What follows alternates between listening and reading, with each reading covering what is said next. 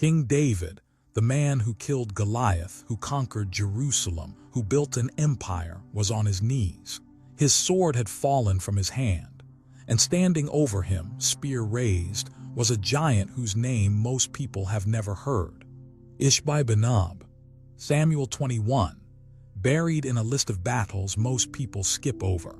4 verses that almost no one reads. But those 4 verses contain the most shocking moment in David's entire military career. The king of Israel almost died, not in his youth, not as an underdog shepherd boy, but as a seasoned warrior surrounded by his army in the middle of a battle he thought he could win. The text says ISHBI-BENOB thought to kill David. His spear weighed 300 shekels of bronze, nearly 8 pounds of metal on the end of a weapon designed to pierce armor. David was pinned down, weaponless, alone. And then Abishai, son of Zeruiah, appeared. The Bible doesn't give details, it just says, he struck the Philistine down and killed him. 1 sentence. But that 1 sentence saved the kingdom of Israel, because if David had died in that valley, no Solomon, no temple, no lineage leading to the promised Messiah. Here's the question that haunts this text. How did the greatest warrior in Israel end up trapped by a giant? Why is this story buried in a single passage? And why did David's own men make him swear, after this, that he would never fight on the front lines again? Drop a comment below. Where are you watching from? Did you know David almost died fighting a giant after Goliath? What do you think really happened that day? Close your eyes and come with me to a battlefield where the king of Israel faced death and learn that giant killers can become victims too. This is the entire story of ISHBI-BENOB, the giant who almost killed King David. Let's begin. In the hills outside Jerusalem, around 975 BCE, something almost happened that would have rewritten the entire course of Western civilization. A king, exhausted, aging, caught off guard, faced a warrior who towered over him. The biblical text preserved in 2 Samuel chapter 21 describes this moment in stark terms. ISHBI-BENOB, who was among the descendants of the giants, whose spear weighed 300 shekels of bronze, and who was armed with a new sword, thought to kill David. 300 shekels. That's roughly 7.5 pounds of bronze on the spearhead alone. For context, a modern javelin used in Olympic competition weighs just 1.76 pounds total. The man wielding this weapon wasn't struggling with its weight. He was hunting a king. David, the legendary giant slayer, the warrior poet, the man who'd killed Goliath decades earlier, was about to die. According to the text, only a last-second intervention by one of his commanders, Abishai, saved his life. The story occupies exactly 2 verses in the biblical narrative. ISHBI-BENOB appears, threatens David, gets killed by Abishai, and vanishes from history. 2 verses, 43 words in the original Hebrew. But those 43 words open a door into one of the ancient world's most persistent and puzzling traditions. The existence of extraordinarily tall, powerful people who lived among, and often dominated, normal-sized populations. Multiple ancient sources from different cultures describe these people. Biblical texts call them Anakim, Rephaim, Nephilim.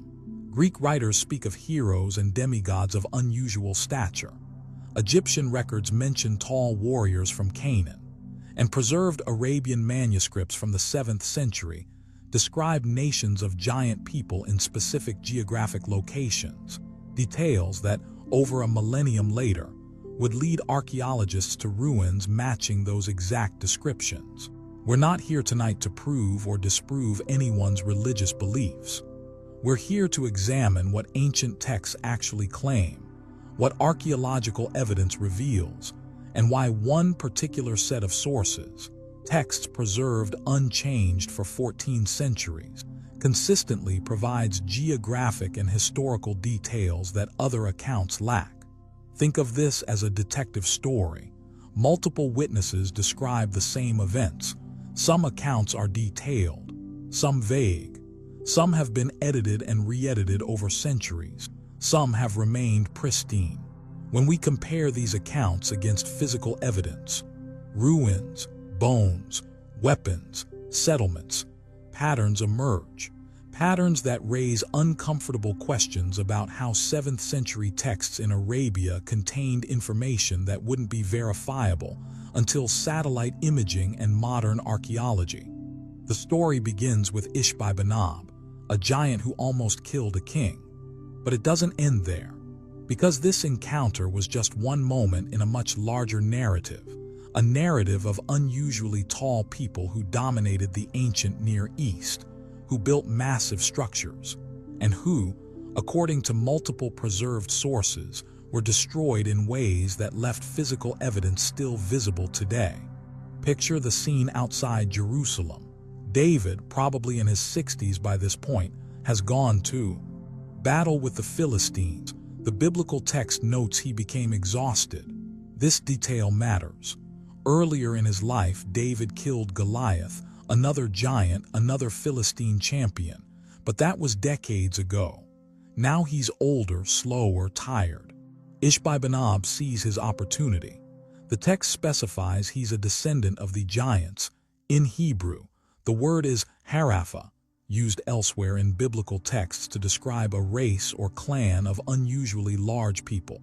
He's armed with that massive bronze spear and a new sword. The Hebrew suggests a freshly forged weapon, perhaps made specifically for this battle. The text says he thought to kill David, not tried to kill or attacked, but thought to kill. The phrasing suggests calculation, intention, strategy. This wasn't a random encounter. ISHBI-BENOB recognized David and saw a chance to eliminate Israel's king. What stopped him? Abishai, son of Zeruiah, came to his aid and struck the Philistine and killed him.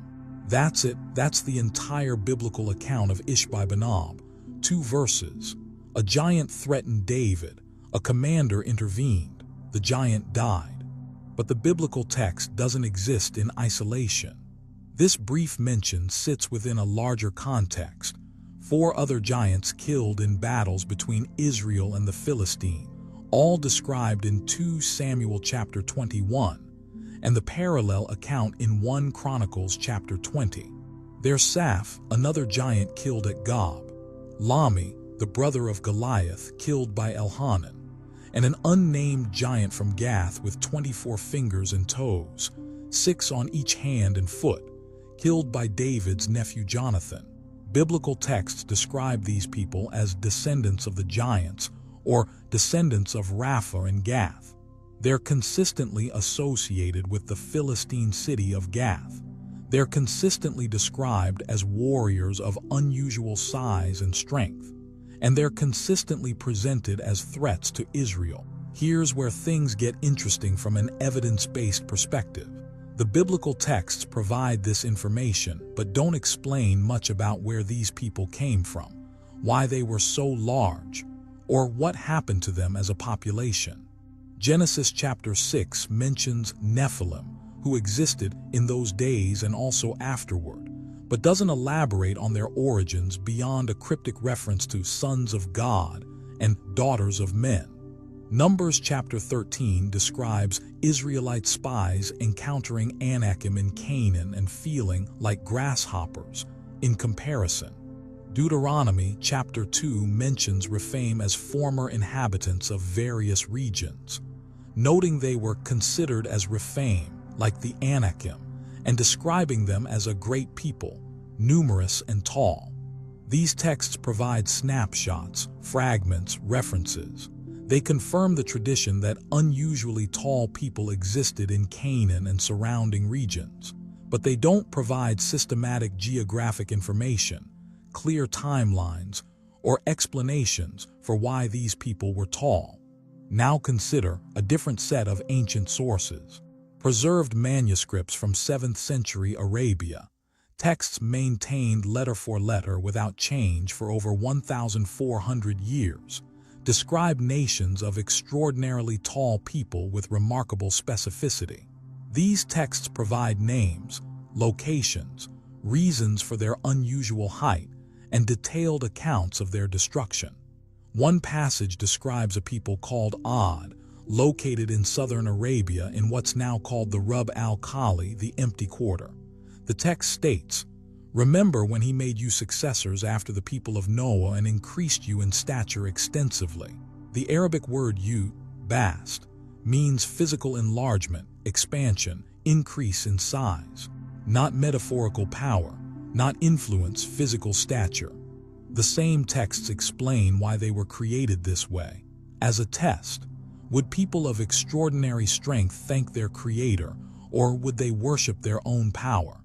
According to these preserved Arabian manuscripts, the people of Ad chose the latter.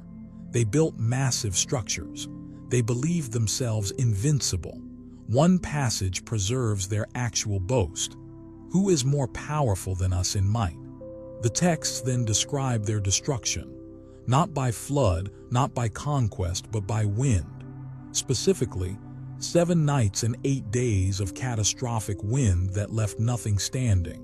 For over a millennium, no one could verify these claims. The Rub al-Khali was unexplored, considered one of Earth's most inhospitable regions. Sand stretches for hundreds of thousands of square miles. Daytime temperatures regularly exceed 130 degrees Fahrenheit. Almost nothing survives there now. Then, in 1992, satellite imaging revealed something extraordinary. Beneath the sands, at a location matching the coordinates these 7th century texts provided for Ad, archaeologists found ruins of an ancient city. Massive stone structures, foundations that suggested buildings of unusual scale, evidence of a sophisticated civilization in a place that seemed utterly impossible for human habitation. Some researchers identified the site as Ubar, the legendary Atlantis of the sands mentioned in other ancient sources. The archaeological evidence showed sudden, catastrophic destruction. The settlement hadn't been abandoned gradually. It had been destroyed rapidly, then buried under advancing sand. Does this prove the Arabian manuscripts correct about Ad? Not definitively. Archaeological sites can be interpreted multiple ways, but it raises a question. How did a 7th century text specify the exact location of ruins that wouldn't be discovered until satellite technology became available in the late 20th century? The pattern appears elsewhere. Another preserved passage from these Arabian manuscripts describes a people called Thamud, located in northern Arabia near what's now called Madain Sale. The texts describe them as carving homes into mountains and rock faces, creating elaborate dwellings they believed would last forever. Ancient Greek and Roman sources mention a place called Hegra in northern Arabia, but provide minimal details. The biblical book of Jeremiah references Tema and Dedan in Arabia, but doesn't describe architectural features. But the 7th century Arabian texts are specific. These people carved elaborate homes in mountains, were destroyed for their arrogance, and their dwellings remain as signs for future generations. In the 19th century, European explorers documented massive rock-cut structures at Madain Sale, elaborate facades carved into cliff faces, dozens of monumental tombs, an entire ancient civilization literally carved into mountains, just as the Arabian texts described. Again, we ask, how did a 7th century source describe architectural features at a site that wouldn't be photographed and documented until the 1800s? Some will argue these texts simply recorded oral traditions already known in Arabia. Possible. But that doesn't explain the geographic precision, the specific details about construction methods, or the alignment with archaeological evidence discovered centuries after these texts were written. Let's return to ISHBI-BENOB and the biblical account of giants in Canaan. According to Numbers chapter 13, Israelite spies explored Canaan around 1400 BCE. They reported seeing Anakim and described themselves as feeling like grasshoppers in comparison. The text notes these Anakim lived in several cities including Hebron. Deuteronomy chapter 2 provides more context, stating that Anakim were a strong people, and many, and tall, and explaining they had previously inhabited several regions before being displaced or destroyed. But the biblical texts don't explain where these people came from, why they were tall, or precisely when they disappeared. The accounts suggest they existed in various locations, presented a military threat, and were eventually defeated or assimilated. Archaeological evidence in Canaan shows something interesting. During the Late Bronze Age and Early Iron Age, skeletal remains from certain sites suggest populations with above-average height. Not impossibly tall, not 15 feet or fantasy proportions, but noticeably taller than surrounding populations. A study of skeletal remains from Tel Sultan, ancient Jericho, found individuals from certain periods averaging 59 to 511, in a region where the average was closer to 54 to 56. Not giants in the mythological sense, but a statistically significant height difference that would have been very noticeable in face-to-face encounters. Other archaeological evidence supports the biblical tradition of unusual people in specific locations. Excavations at Gath, the city consistently associated with giants in biblical texts, have revealed massive fortifications and unusually large architectural features, suggesting a population comfortable building on a larger scale than neighboring cities. But here's what the biblical account doesn't tell us. Why were these people taller? Were they a distinct ethnic group, the result of better nutrition, genetic factors? The texts simply note they existed, describe them as threats, and record their defeats. The preserved Arabian manuscripts offer a different framework. According to these sources, extraordinary size wasn't random or simply genetic. It was deliberate, a test of whether humans given unusual physical advantages would remain humble or become arrogant. The texts describe multiple nations characterized by unusual physical features. The people of Ad, tall and powerful. The people of Thamud, skilled builders who carved mountains. The account is consistent. Those given extraordinary abilities failed the test by worshiping their own strength rather than acknowledging their creator. Whether one accepts this theological framework is a matter of faith. But as historians and archaeologists, we can examine whether the text's geographic and physical claims align with evidence. Consider what we can verify. The Arabian manuscripts specify that Ad lived in southern Arabia, in the region we now call the Empty Quarter. Archaeological discoveries from 1992 onward confirm sophisticated ancient settlement in exactly that location. The texts describe Thamud as builders who carved homes in mountains in northern Arabia.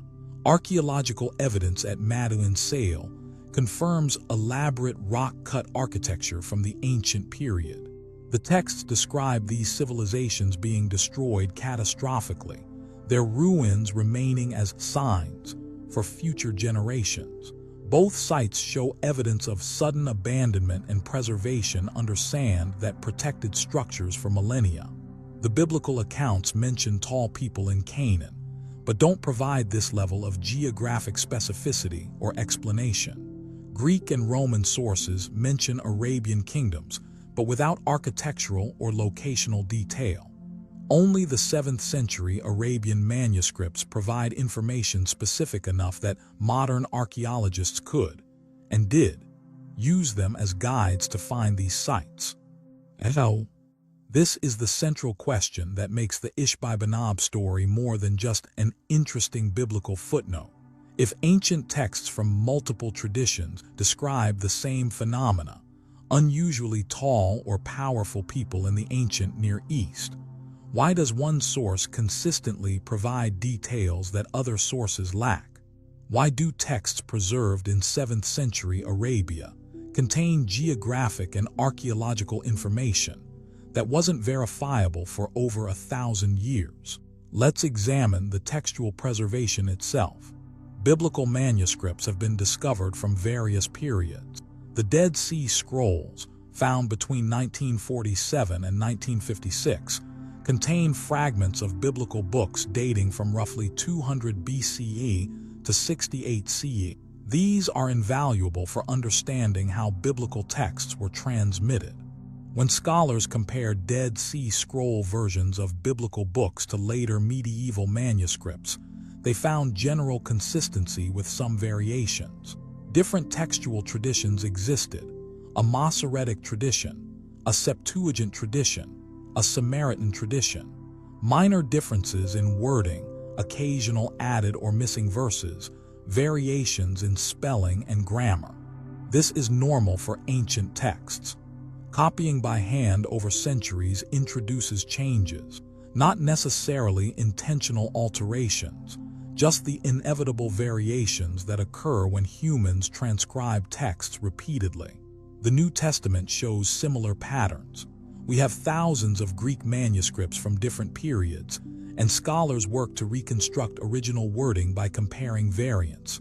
Most differences are minor: spelling, word order, grammatical choices. Some are more substantial, but the manuscript tradition reflects centuries of copying, translation, and transmission. Now consider the Arabian manuscripts. These texts were written in 7th century Arabia. The earliest complete manuscripts we possess date to within decades of the original compilation.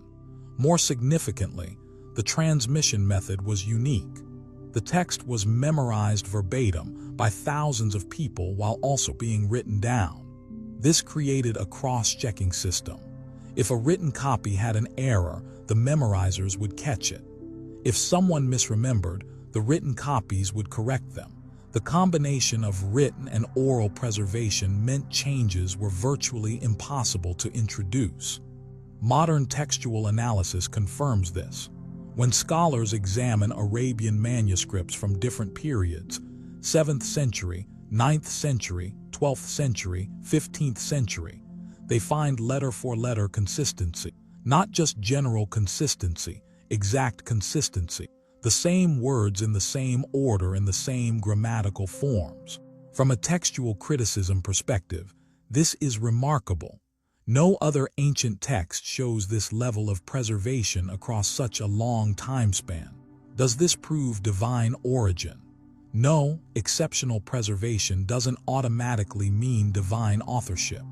The Roman legal code, the Analects of Confucius, and various other ancient texts have been carefully preserved too. But it does mean that when these Arabian manuscripts make factual claims about geography, history, or physical phenomena, we can be confident those claims reflect what was originally written in the 7th century, not later additions or editorial changes. So when these texts describe tall people in southern Arabia, mountain-carving builders in northern Arabia, and specific details about their settlements and destruction, we know this information was present in the original 7th century compilation. That brings us back to the question: how did a 7th century text contain information about archaeological sites that wouldn't be discovered for over a millennium? Some scholars suggest pre-Islamic Arabian oral traditions. The people of 7th century Arabia would have known about ruins in their region and incorporated that knowledge into their texts. Possible, but this doesn't explain the specificity. Knowing ruins exist somewhere in the vast Arabian Peninsula is different from specifying exactly where they are, describing architectural features before they were excavated, and providing historical narratives that align with archaeological evidence of how settlements were destroyed. Others suggest lucky guesses or vague descriptions that could apply anywhere. But examine the actual claims. Southern Arabia, empty quarter region, massive structures, sudden catastrophic destruction. Northern Arabia, rock-carved dwellings, elaborate facades. These aren't vague prophecies that could fit anything. They're specific enough to guide modern archaeology. The honest answer is, We don't fully know how these 7th century texts contained information that proved accurate 13 centuries later. We can document that they did. We can verify the archaeological evidence matches the textual claims, but explaining how the text's author knew these details, that's where historians reach the limits of conventional explanations. Unless, of course, the text's own claim is correct, that the information came from a source beyond 7th century human knowledge. That's a claim of divine revelation, not historical analysis. We can't prove or disprove it using archaeological methods, but we can note the pattern.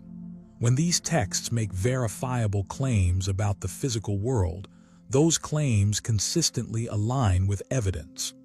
Back to ISHBI-BENOB. The biblical account tells us he was a descendant of giants. He wielded a massive weapon, and he almost killed King David. It places him in the context of other giant warriors from Gath, all killed in battles with Israel. The account doesn't explain where these giants came from. It doesn't tell us why Gath specifically was associated with large warriors. It doesn't provide details about their settlements, architecture, or ultimate fate beyond individual combat deaths. But we can cross-reference with other sources. The Philistines, the people ISHBI-BENOB belonged to, originated from the Aegean region according to most scholarly theories. Archaeological evidence shows they settled in the southern coastal region of Canaan around 1175 BCE. Egyptian sources describe them as part of the Sea People who invaded the eastern Mediterranean during the Late Bronze Age collapse. Gath was one of 5 major Philistine cities. Archaeological excavations at Tel-Es-Safi, identified as ancient Gath, reveal massive fortifications and unusually large structures. The site shows evidence of a population capable of construction on a scale exceeding neighboring cities. Skeletal remains from Philistine cemeteries show individuals of above-average height for the region, not superhuman, but noticeably taller than surrounding Canaanite populations. This aligns with biblical descriptions of Philistine warriors being unusually large. Genetic studies of skeletal remains from Philistine sites show European ancestry, confirming their Aegean origin. People from the Aegean region during this period did average taller than Levantan populations due to different genetic backgrounds and possibly better nutrition. So the biblical account of giants from Gath has a plausible historical basis. A population of Aegean origin, genetically predisposed to greater height, settling in Canaan and producing warriors who were notably taller than their opponents. ISHBI-BENOB then might have been a Philistine warrior of Aegean descent, perhaps 66 or 68, in a region where most men stood 54 to 56. Not fantastical, but genuinely imposing, wielding weapons sized for his proportions. Like that 7.5-pound bronze spearhead, he would have been a terrifying opponent. The biblical account preserves the memory of this encounter. David, aging and exhausted, facing a warrior who towered over him and outweighed him by perhaps 100 pounds. Only Abishai's intervention prevented disaster. But this raises another question. If the biblical account of giants has a rational explanation, taller people from different genetic backgrounds, do we need the more elaborate claims in other ancient sources? Do we need Arabian manuscripts describing deliberately created tall people as a test of faith? Can't we just explain everything as normal human variation? We could if that were the only evidence, but let's look at the broader pattern. Multiple ancient sources describe not just taller individuals, but entire nations characterized by extraordinary physical attributes. The biblical account focuses on individual warriors, Goliath, ISHBI-BENOB, others, but it also mentions populations. The Anakim, the Rephaim, described as numerous peoples occupying specific regions. Deuteronomy chapter 2 states, "The Emim lived there formerly, a people as great and numerous and tall as the Anakim. They also are counted as Rephaim like the Anakim, but the Moabites call them Emim. This isn't describing individual tall warriors. It's describing entire populations, great and numerous and tall, who were so distinctive they were known by specific names and occupied defined territories. Where did these populations go? The biblical texts suggest they were displaced or destroyed during the Israelite conquest of Canaan, but don't provide details about why they disappeared or what caused their destruction. The Arabian manuscripts provide that detail. According to these texts, nations characterized by extraordinary physical attributes weren't just defeated in battle. They were specifically destroyed by divine intervention, as judgment for arrogance and rejection of their creator. Ad in southern Arabia, destroyed by catastrophic wind over 7 nights and 8 days. Thamud in northern Arabia, destroyed by what the texts describe as a thunderous blast or cry that struck them suddenly. Other nations with similar characteristics, destroyed by various catastrophic means, their ruins left as warnings. Archaeological evidence at sites identified with these nations shows sudden, catastrophic destruction. Not gradual decline, not slow abandonment, but rapid destruction followed by burial under sand that preserved structures for millennia. Coincidence? Perhaps. But remember, these Arabian texts were compiled in the 7th century. They specified geographic locations that wouldn't be archaeologically investigated until the 20th century. They described destruction methods that align with geological evidence at those sites. And they did this 13 centuries before anyone could verify the claims. So, we keep returning to this question because it's the central mystery. Either the 7th century text author had access to archaeological knowledge that wouldn't be rediscovered for 1,300 years, or the text's author had access to historical records or oral traditions preserving accurate details about ancient sites, or the text's own claim is correct, that its information came from the creator who made these civilizations and knew their history. Historians and archaeologists can document options 1 and 2. We can verify the texts contain accurate information. We can confirm they predate modern archaeological discoveries, but we can't explain how the author obtained this knowledge through normal 7th century means. Option 3 is a faith claim, not a historical conclusion. But when conventional explanations reach their limits, it's worth acknowledging the text's own explanation for its knowledge. Let's examine one more case study, Pharaoh's body. The biblical book of Exodus describes Pharaoh pursuing the Israelites to the Red Sea and being drowned when the waters returned. It's one of the most famous stories in religious literature. But the biblical text doesn't say what happened to Pharaoh's body. Did it wash ashore? Was it buried? Did it decompose in the sea? The text is silent. The Arabian manuscripts, compiled around 1,400 years after the Exodus event, make a specific claim. Today we will preserve your body so you can be a sign for those after you. Not we destroyed you, not you drowned, but we will preserve your body as a sign for future generations. For over a millennium this claim couldn't be verified. Egyptian mummies existed, but which pharaoh, if any, was the Exodus pharaoh? Many scholars doubted the Exodus narrative entirely. Then in 1898, Egyptian archaeologists discovered a cache of royal mummies in the Valley of the Kings.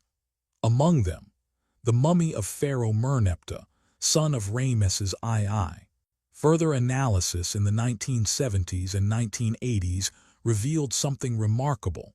Merneptah's mummy showed evidence of death by drowning, salt deposits in the lungs, damage consistent with rapid death in water, preservation that suggested the body was recovered from water shortly after death and quickly mummified.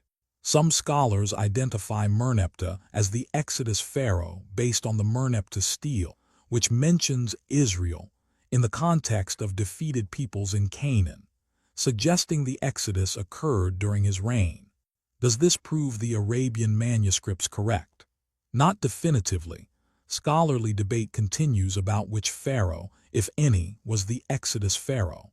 But it's worth noting that a 7th century text claimed Pharaoh's body would be preserved as a sign, and in the 20th century, we found a pharaoh's mummy showing evidence of death by drowning. The pattern repeats. Ancient texts make specific claims. Centuries later, those claims align with discovered evidence. How? Back to ISHBI-BENOB one final time before we conclude this first part. The biblical account preserves 2 verses about a giant warrior who almost killed King David. In the broader context, it's a minor incident, one battle among many, one enemy among thousands. David survived. ISHBI-BENOB died. Israel continued. But the story matters because it's part of a larger narrative about extraordinary people in the ancient world. People who were taller, stronger, more physically imposing than their neighbors. People who built on massive scales, who dominated regions militarily, who seemed invincible. Multiple ancient traditions remember these people. Biblical texts focus on their military threat and eventual defeat. Greek and Roman sources preserve legends of heroes and giants. Egyptian records mention tall warriors from various regions. But one set of sources, preserved manuscripts from 7th century Arabia, provides systematic information about these people, where they lived, why they were created with extraordinary attributes, what destroyed them, and why their ruins remain. When modern archaeology investigated the locations these texts specified, ruins were found matching the descriptions. When researchers examined geological evidence, signs of catastrophic destruction aligned with the text's claims. When historians compared textual transmission, these Arabian manuscripts showed preservation unlike any other ancient text. Does this prove divine origin? That's not a question archaeology can answer. Does it suggest these texts deserve closer examination? Absolutely. Because here's what we know with certainty. A 7th century text claimed tall people lived in southern Arabia. Ruins were found there in 1992. A 7th century text claimed mountain carving builders lived in northern Arabia. Their elaborate rock-cut structures were documented in the 1800s. A 7th century text claimed Pharaoh's body would be preserved. A drowned Pharaoh's mummy was discovered in 1898. A 7th century text provided geographic, historical, and physical details that wouldn't be verifiable for over 1,000 years. And when verification became possible through modern archaeology and technology, the details proved accurate. The text itself claims divine knowledge. Historians can document the pattern but struggle to explain it through conventional means. And that's where we are, looking at evidence that challenges assumptions about what 7th century people could have known. ISHBI-BENOB almost changed history. If David had died in that battle, if Abishai hadn't intervened, the entire subsequent narrative of Israel, and arguably the development of Judaism, Christianity, and Islam, would have been different. One giant warrior, one exhausted king, one critical moment. The biblical text preserves this moment in 2 verses, but those 2 verses connect to something larger, a world where extraordinary people existed, where their ruins remain as evidence, and where ancient texts, some vague, some specific, attempt to explain who they were and what happened to them. We've examined the evidence. We've compared the sources. We've noted which texts provide details and which provide generalities. We've documented archaeological findings and textual preservation. The conclusions, those are yours to draw. But the pattern is clear. When we examine ancient texts as historians, setting aside faith, focusing on verifiable claims, One source consistently provides information that other sources lack, information that proved accurate centuries after it was written, information that raises questions about how the author knew what they knew. Perhaps most importantly, this isn't just ancient history, because if these texts prove accurate about civilizations destroyed millennia ago, about pharaohs preserved as signs, about ruins buried under sand, what does that mean for what they say about the future? The detective work continues. We're following evidence, comparing sources, asking uncomfortable questions about how ancient texts contained information that shouldn't have been available to their authors. Part 1 examined giants, specifically ISHBI-BENOB and the broader tradition of unusually tall people in the ancient Near East. We saw how biblical texts provide fragments of this story, while preserved Arabian manuscripts offer systematic detail. We documented how those details aligned with archaeological discoveries made over a millennium after the texts were written. Now we go deeper, because the pattern doesn't stop with giants and ruins. It extends to flood narratives, destroyed cities, astronomical observations, embryological descriptions, and geological processes that 7th century humans had no conventional means of knowing. Every time we ask the same questions: what do the texts claim? What does the evidence show? And how did ancient authors know what they knew? Let's start with perhaps the most famous disaster story in human history. Every culture has flood legends. Mesopotamian texts describe Utnapishtim surviving a deluge. Greek mythology tells of Deucalion and Pyrrha. Hindu traditions speak of Manu. Native American tribes, Chinese dynasties, Australian Aboriginal people. Nearly every culture preserves some memory of a catastrophic flood. The biblical account in Genesis chapters 6 through 8 is the most familiar to Western audiences. God warns Noah of coming judgment. Noah builds an ark. The flood destroys all land-dwelling life except what's on the ark. The waters recede. Noah and his family repopulate the earth. It's a powerful narrative, but Genesis leaves critical details unspecified. Where exactly did the ark land? The text says the mountains of Ararat, plural, a region, not a specific peak. For centuries, explorers searched Mount Ararat itself, the tallest peak in the Armenian highlands. Expeditions in the 1800s and 1900s claimed to find ark remains. None were confirmed. The mountain's volcanic geology makes preservation of wood virtually impossible. Glaciers grind down anything in their path. If the ark landed on Mount Ararat specifically, geological processes would have destroyed it millennia ago. The Arabian manuscripts compiled in 7th century Arabia make a different claim. One passage states the ark came to rest on Mount Judi, not Ararat, Judi. Most Western readers had never heard of Mount Judi. It wasn't on pilgrimage routes. It didn't feature in Christian tradition. For over 1,000 years, this claim seemed to contradict the biblical account. Then researchers examined early sources more carefully. The Babylonian Talmud, compiled centuries before the Arabian manuscripts, mentions a mountain called Kardu in connection with the ark. Some scholars identified this with a mountain in the region of modern Turkey. The ancient Jewish historian Josephus, writing in the 1st century CE, doesn't mention Ararat by name. Instead, he describes the ark landing in Armenia in the country of the Armenians, without specifying which mountain.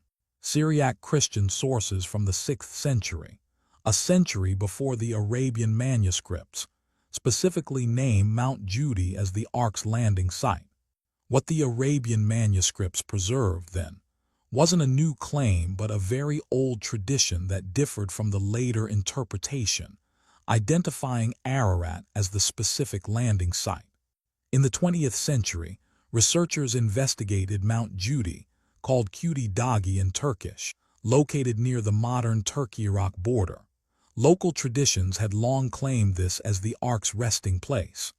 Archaeological surveys found ancient stone structures near the peak, foundations, markers, possibly remnants of a shrine or monastery built by early pilgrims. Geological analysis revealed something interesting. Mount Judy's composition, limestone and sedimentary rock, would be far more conducive to preserving organic material than Mount Ararat's volcanic structure. If wood existed at great altitude, Judy's geology would preserve it better than Ararat's.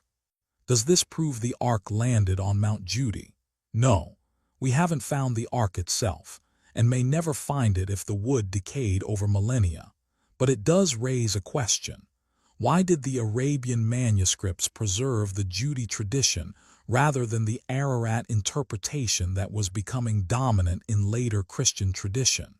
And why does the mountain they specify have geology more consistent with preservation than the mountain popularized in Western tradition? We're seeing the pattern again. Multiple sources describe the same event. One source provides a specific detail, Mount Judy versus the mountains of Ararat region. That detail, when investigated, proves more geologically and historically plausible than alternative interpretations. Let's examine another case, the destroyed cities of the plain. Genesis chapters 18 and 19 describe God destroying Sodom and Gomorrah with sulfur and fire from the Lord out of heaven. The cities are obliterated. Only Lot and his daughters escape. His wife looks back and becomes a pillar of salt. The account is dramatic but geographically vague. Somewhere near the Dead Sea, cities described as wicked, destruction so complete that their exact locations were lost. For centuries, scholars debated whether Sodom and Gomorrah existed at all. Maybe they were metaphors. Maybe the story was entirely allegorical. No one could point to ruins and say definitively, this was Sodom. The Arabian manuscripts describe the same event with additional detail. According to these texts, the people destroyed weren't just in Sodom but in multiple settlements. They practiced specific behaviors that led to their judgment. And critically, the texts specify that their ruins remain as signs, visible evidence for future generations. One passage states, "We turned them upside down and rained upon them stones of layered clay." Another describes the destruction this way, "We made the highest part of them the lowest and rained upon them stones of baked clay." Turned upside down. Stones of layered or baked clay. Not just fire and sulfur, but a geological catastrophe involving overturning and bombardment with heated rock. In the 1960s and 1970s, archaeologists conducted extensive surveys of the Dead Sea region. They found something remarkable: multiple Bronze Age cities on the southern and eastern shores, showing evidence of sudden, catastrophic destruction around 2000–1800 BCE.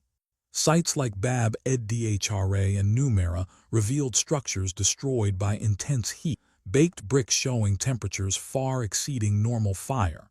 Geological evidence of seismic activity. The region sits on a major fault line. Signs of bombardment by heated material. The Dead Sea itself provided clues. The deepest natural depression on Earth, it sits atop a geological fault zone. The area is rich in sulfur and bitumen. Seismic activity could have released and ignited these materials, creating the fire and sulfur described in Genesis. But the Arabian manuscript's phrase, "turned upside down," suggested something more. Geological surveys revealed that the southern Dead Sea basin had indeed experienced major upheaval. Faults shifted, land collapsed. What had been settlements on relatively flat ground became submerged under the expanding sea. The cities weren't just destroyed. They were literally turned upside down as the ground beneath them gave way. And the stones of baked clay. Researchers found evidence of mud pellets and clay formations superheated by volcanic or seismic activity, raining down on the region during the catastrophe. The Arabian manuscript's description, compiled in 7th century Arabia, matched geological evidence discovered 13 centuries later. How did the text know to describe the destruction as turning upside down, when that specific geological process wasn't documented until modern seismology? Let's go further. Because we're not just examining historical events now, we're moving into descriptions of natural processes, embryology, astronomy, and phenomena that 7th century humans had no conventional means of observing. Consider how ancient people understood human development in the womb. Greek physicians like Hippocrates and Galen proposed various theories. Some believed the embryo developed from menstrual blood. Others thought it was formed from mixed male and female fluids. All worked from limited observation. Dissection was rare, understanding of cellular biology non-existent. The biblical account in Psalm 139 provides beautiful poetry. You knitted me together in my mother's womb. But it doesn't describe stages of development or specific biological processes. The Arabian manuscripts, however, contain passages describing embryological development in remarkable detail. We created man from an extract of clay. Then we placed him as a drop in a firm resting place.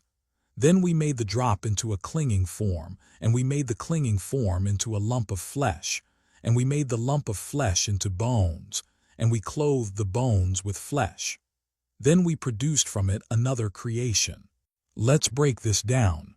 An extract of clay, humans formed from earthly elements.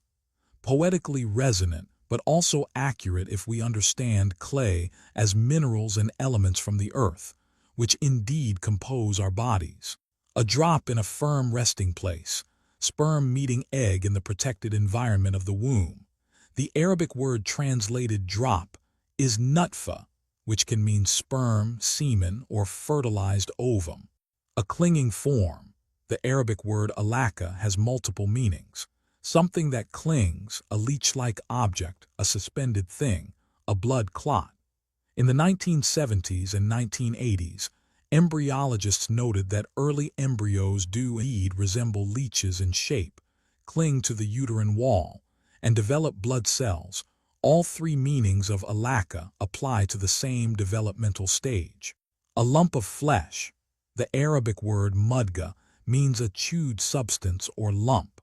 Embryologists have observed that at certain stages, the embryo's surface does resemble chewed flesh due to somite development, the formation of segments that create a chewed appearance. Bones, then flesh. For centuries, this seemed backward.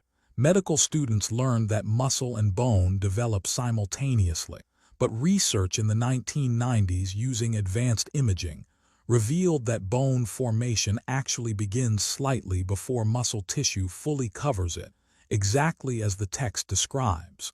Another creation, the transformation from embryo to conscious, ensouled human being. The entire sequence matches modern embryological understanding. Fertilization, implantation, embryonic development through distinct stages, skeletal formation before complete muscle development, and the emergence of the complete human being. How did a 7th century text describe these stages with such accuracy? Some argue the description is vague enough to fit any embryonic process, but examine the specifics. The clinging of the early embryo, the chewed appearance at the somite stage, the sequence of bone before complete muscle covering.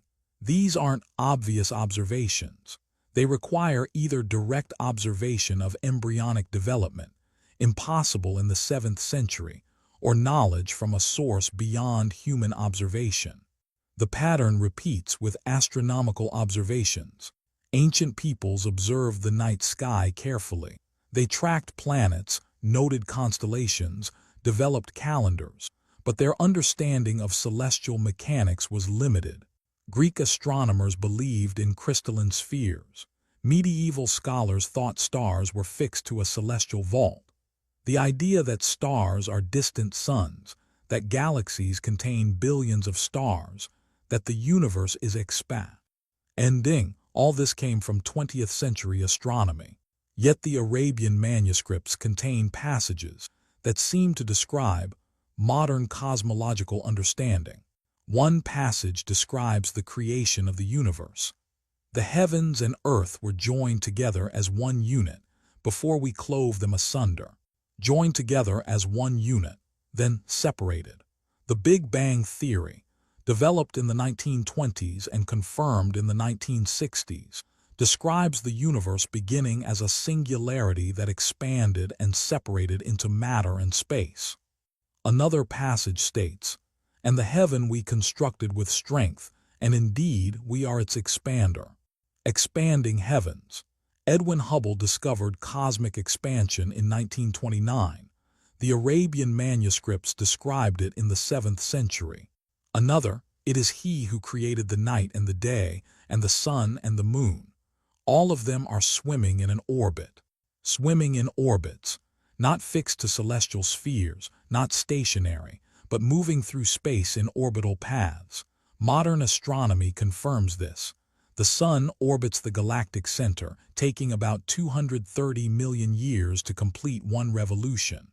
The Moon orbits Earth. Earth orbits the Sun. Everything moves in orbital paths exactly as the text describes. These aren't vague, poetic metaphors. They're specific claims about cosmic structure that align with discoveries made over a millennium later. The standard response is coincidence. With enough poetic language, some phrases will accidentally align with later discoveries. But we're not looking at one or two lucky guesses. We're seeing a pattern across multiple fields: archaeology, geology, seismology, embryology, astronomy. Every time, the same text, preserved unchanged for 14 centuries, contains information that 7th century humans had no conventional means of knowing. And every time when technology advanced enough to verify the claims, they proved accurate. Consider geological processes. The biblical account describes creation, but doesn't explain how mountains form or how Earth's surface develops. Ancient philosophers proposed various theories, most wrong.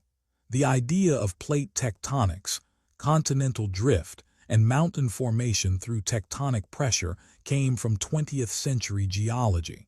The Arabian manuscripts describe mountains this way: "And we placed in the earth firmly set mountains, lest it should shift with them." Mountains as stabilizers preventing the earth from shifting. Modern geology confirms that mountain ranges form at tectonic plate boundaries, and their mass helps stabilize the crust, reducing seismic activity in surrounding regions. Mountains literally prevent the earth from shifting as much as it otherwise would. Another passage, "And the mountains he set firmly." The Arabic word translated "set firmly" is arsa, which means to anchor, to peg down, to secure.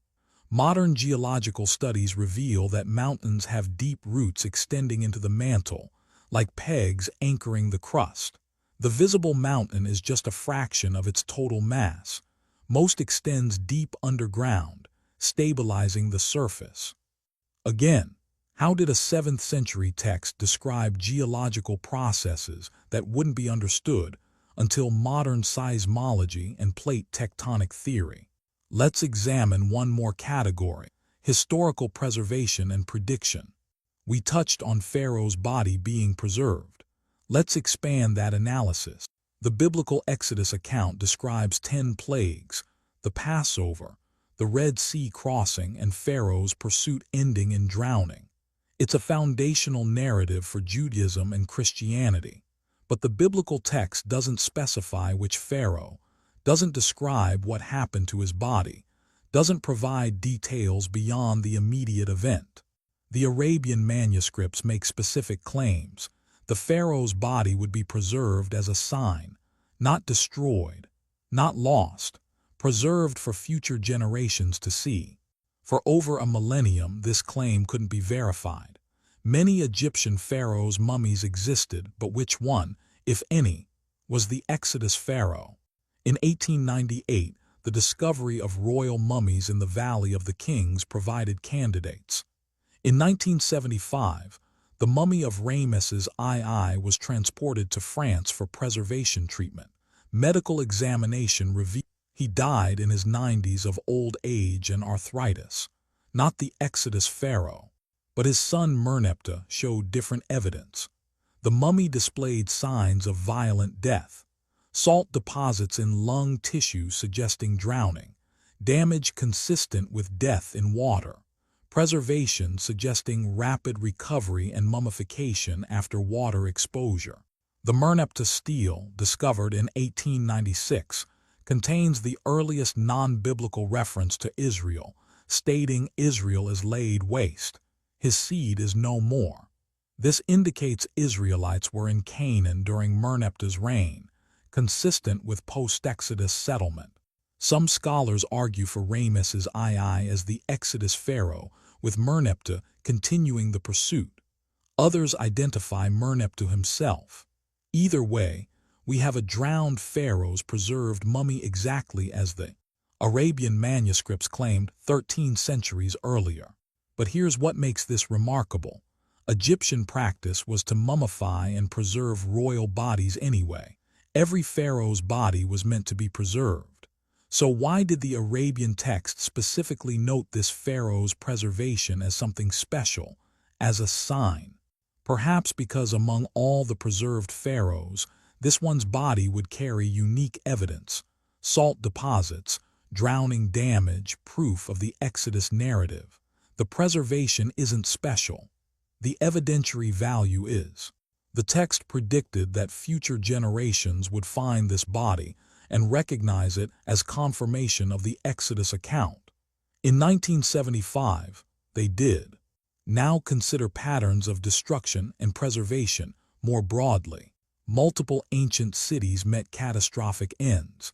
Some were abandoned gradually, some destroyed in warfare, some hit by natural disasters. Archaeological evidence shows varied destruction patterns. But when we examine sites mentioned in ancient texts, specifically sites the Arabian manuscripts describe being destroyed as divine judgment, we find unusual consistency. The cities of Sodom and Gomorrah, sudden destruction, intense heat, geological upheaval, abandoned and never rebuilt. The settlements of Ad in southern Arabia, catastrophic destruction, buried under advancing sand, preserved ruins. The carved dwellings of Thamud in northern Arabia, sudden abandonment, structures preserved intact, never reoccupied. These aren't normal patterns.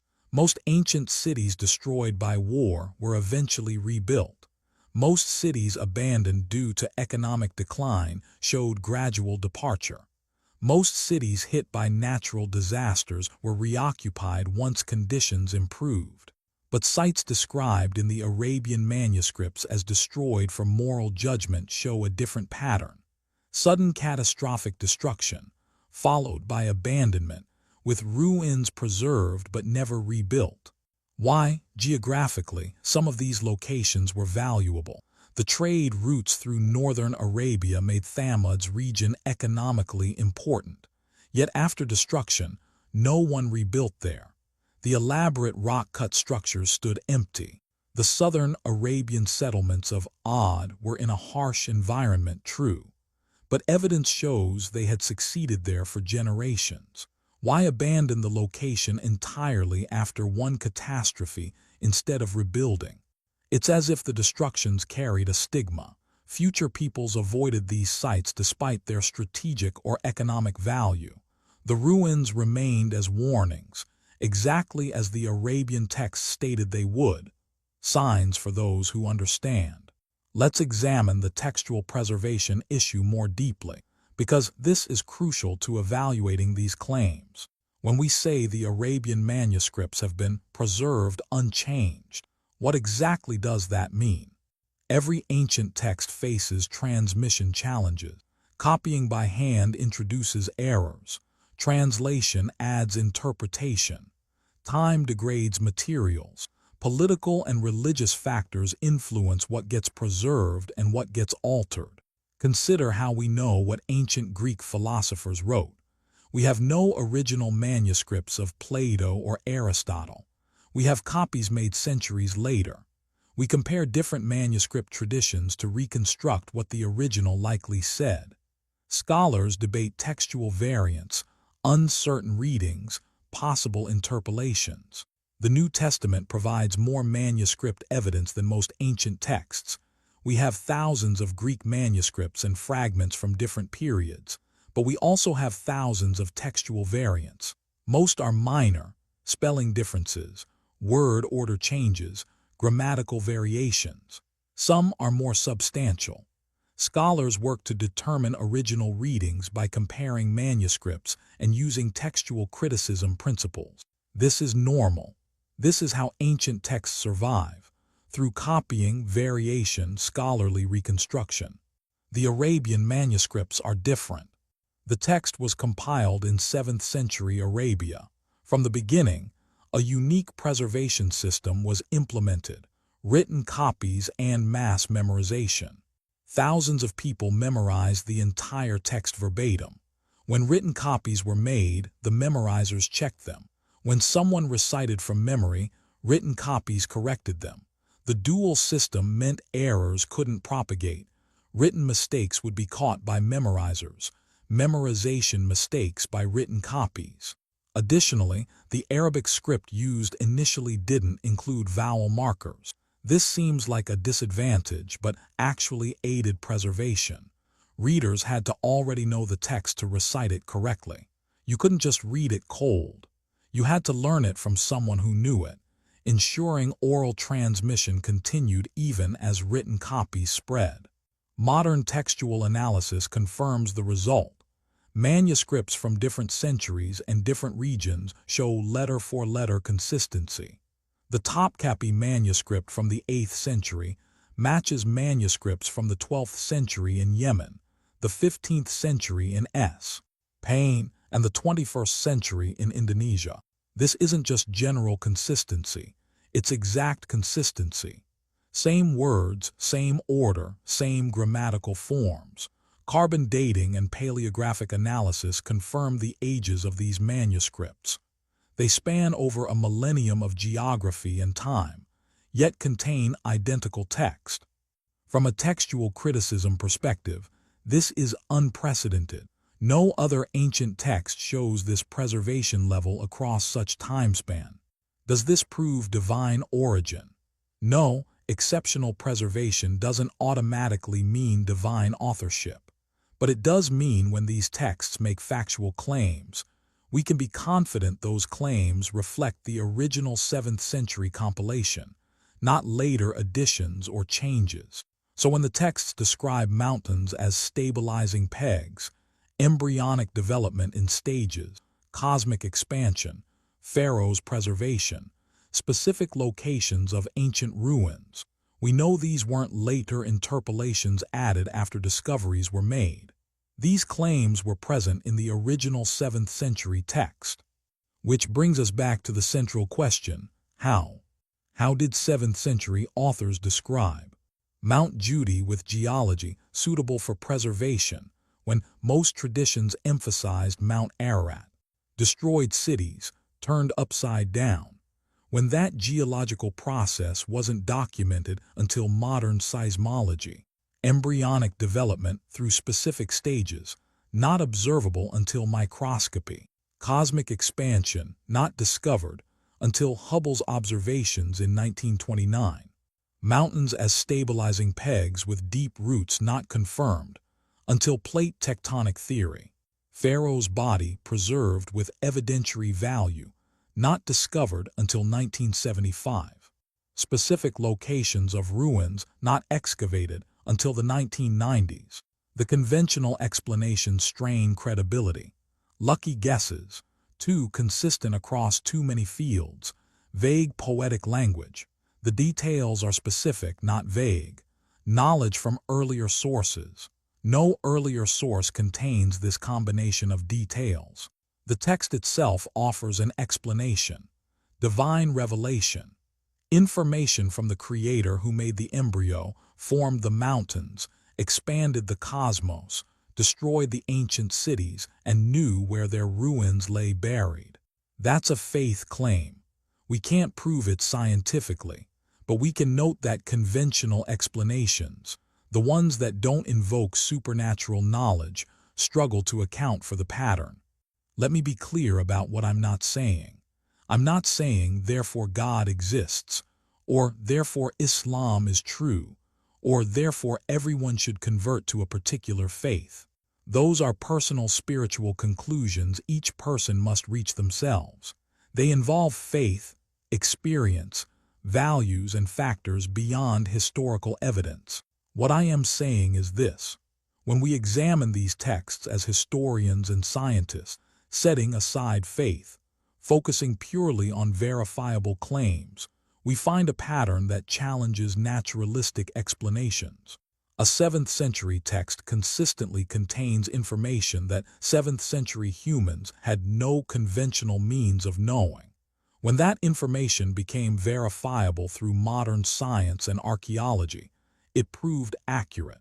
This doesn't automatically prove divine origin, but it does warrant serious examination rather than dismissive rejection. Because if we're honest about following evidence wherever it leads, we have to acknowledge when evidence leads somewhere uncomfortable, somewhere that challenges our assumptions about what ancient people could have known. The Arabian manuscripts describe ISHBI-BENOB's people, giants who dominated the ancient Near East. They describe where those peoples lived, why they were physically unusual, what destroyed them. And when we investigate those claims, we find archaeological evidence supporting them. The manuscripts describe the Ark landing on Mount Judy. When we investigate, we find that mountain has geology more suitable for preservation than alternatives. The manuscripts describe destroyed cities turned upside down. When we investigate, we find geological evidence of exactly that process. The manuscripts describe embryonic development in stages.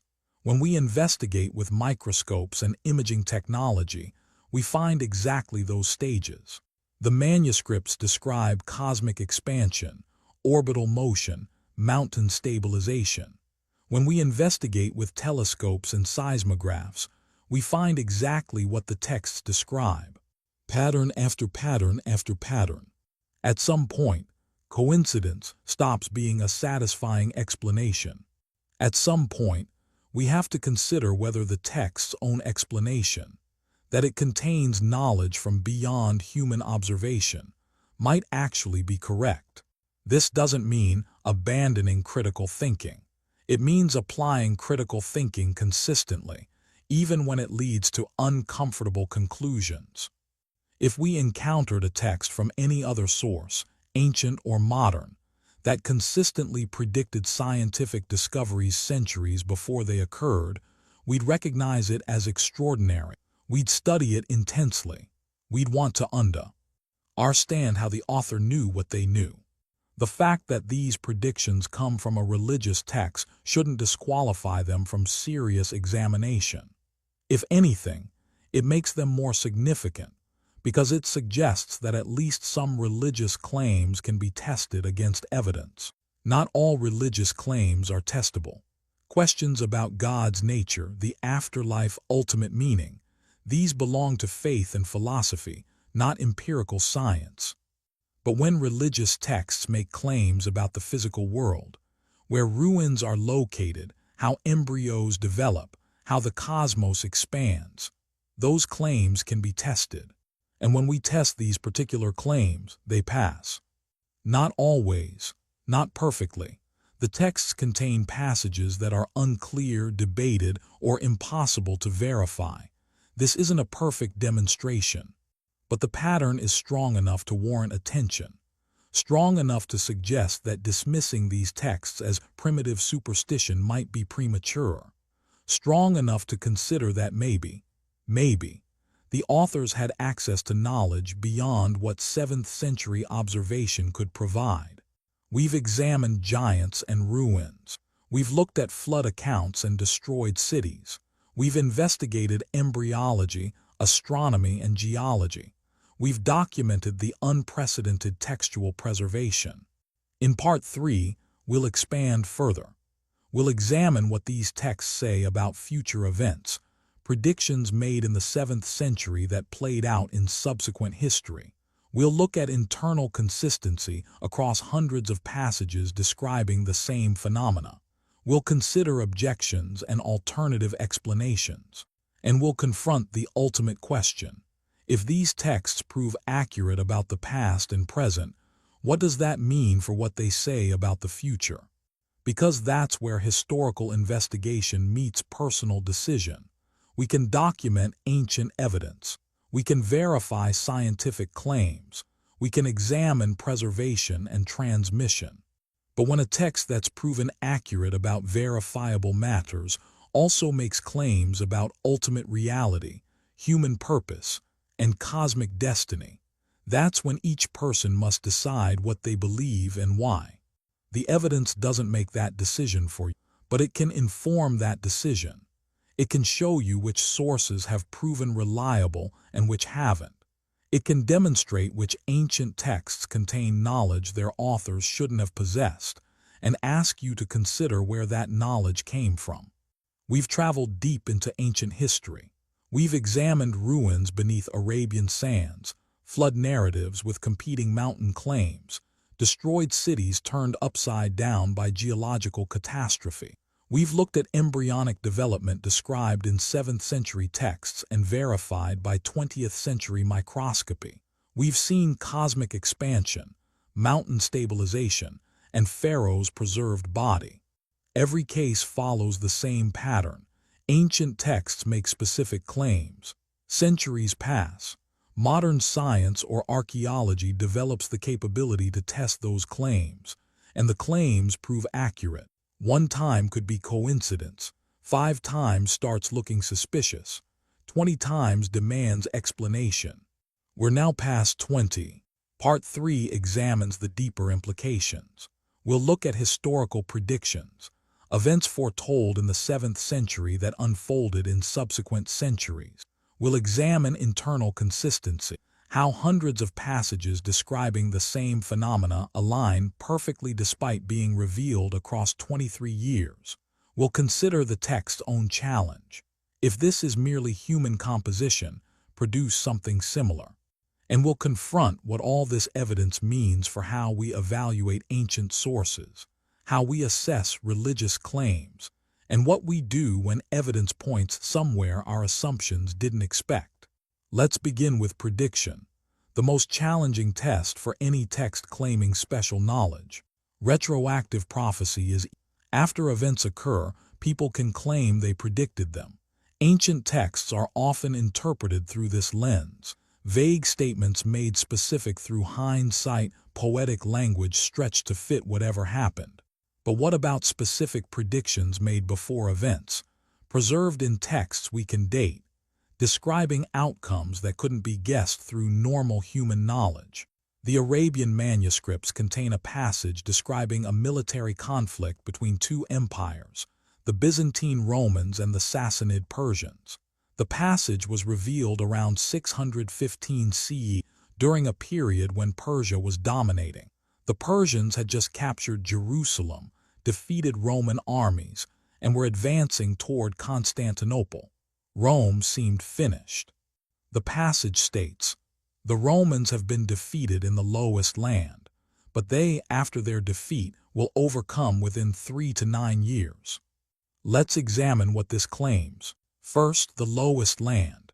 The Arabic phrase is adna al-ard, which can mean both nearest land and lowest land.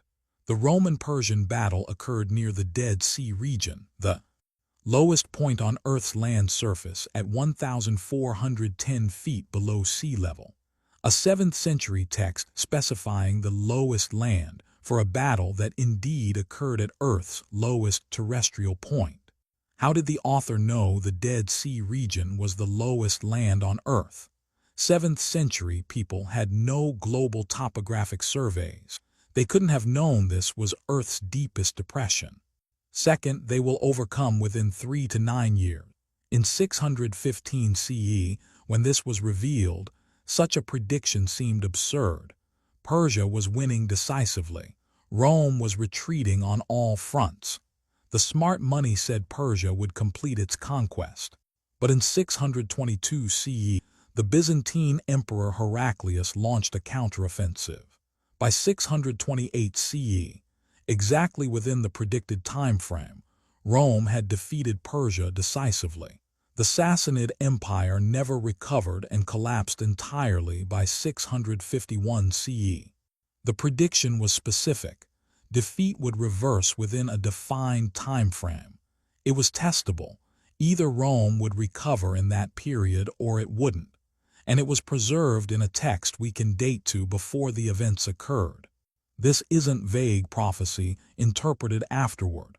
This is specific prediction verified by history. Some argue the time frame was wide enough, 3 to 9 years, that it had good odds of being right. But consider, in 615 CE, Rome recovering at all seemed unlikely. Recovering within a decade seemed impossible. The Persian military machine was crushing everything before it. Yet the text predicted exactly that reversal, specified a time frame, and was proven correct. Another passage describes a future event involving the prophet's uncle, Abu Lahab. This passage was revealed publicly in Mecca years before the prophet's mission succeeded. It predicted that Abu Lahab would die rejecting the message, would never accept it, and would face punishment in the afterlife. Think about the risk of this prediction. It was made publicly. Abu Lahab heard it. If he had wanted to disprove the text, all he had to do was convert, even falsely, and the prediction would be proven wrong. The text would be discredited. The entire message would collapse. Abu Lahab had years to do this. He was a powerful man in Mecca, the prophet's own uncle. He had every incentive to disprove this text that condemned him by name. Converting, even insincerely, would have destroyed the text's credibility. He never did. He died still rejecting the message, exactly as predicted. Some will say the prediction influenced the outcome, that Abu Lahab refused to convert specifically because the text said he wouldn't, making it self-fulfilling. But this requires assuming Abu Lahab valued pride over both religious truth and the strategic advantage of disproving his nephew's claims. Possible, but it suggests the text's author had extraordinary insight into Abu Lahab's psychology, knowing he was too proud to make even a tactical conversion.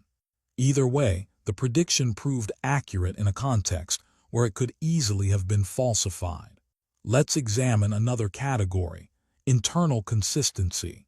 The Arabian manuscripts weren't revealed all at once. According to historical sources, they were revealed gradually over 23 years, from 610 to 632 CE. Different passages came in response to different situations, questions, and events. This creates a consistency problem for human authorship. Maintaining perfect consistency across hundreds of passages revealed over 2 decades, without written notes or editing capability, would be extraordinarily difficult. Consider how the texts describe creation. Multiple passages discuss how the universe, earth, life, and humanity came to be. If these were human composition created piecemeal over 23 years, we'd expect contradictions or variations as the author forgot earlier statements or changed his mind. Instead, we find perfect consistency. One passage states the universe began as a unified entity that was split apart. Another describes 6 periods of creation. Another mentions the creation of humans from clay. Another describes the formation of mountains. Another discusses the expansion of the heavens. These passages were revealed at different times in different contexts, addressing different audiences, yet they fit together perfectly. The universe begins unified, then separates. Creation proceeds in periods. Earth forms and stabilizes with mountains. Life develops. Humans are created from earthly elements. The cosmos continues expanding. No contradictions, no revisions, perfect alignment. Consider descriptions of embryonic development. We discussed one passage earlier, but multiple other passages describe the same process using different terminology. One emphasizes stages of development. Another focuses on the protected environment of the womb. Another discusses the formation of different tissues. Another mentions determination of sex. If these were human compositions created at different times without access to modern embryology, we'd expect inconsistencies. Maybe one passage would contradict another about the sequence of development. Maybe terminology would shift or contradict. Instead, every passage aligns. They describe the same process from different angles, adding detail without contradicting, building a comprehensive picture that matches modern embryological understanding. The same pattern appears with astronomical descriptions, geological processes, historical accounts, and legal rulings. Hundreds of passages revealed over 23 years, all perfectly consistent with each other. Some argue this merely shows careful editing after the fact, but the historical evidence contradicts this. The text was being memorized in real time by thousands of people. Changing it later would require changing the memories of thousands of independent memorizers across a vast geographic area. Historically implausible. The text that exists now is the text that was revealed then, preserved by the dual system of writing and mass memorization we discussed earlier. So how did a composition revealed piecemeal over 23 years maintain perfect internal consistency, without contradiction, revision, or editing? Let's examine linguistic features, because this opens another dimension of the consistency question. Arabic is a rich language with complex grammatical structures, intricate word derivations, and sophisticated rhetorical devices. The Arabian manuscripts are written in classical Arabic at its peak. Literary analysis reveals something remarkable.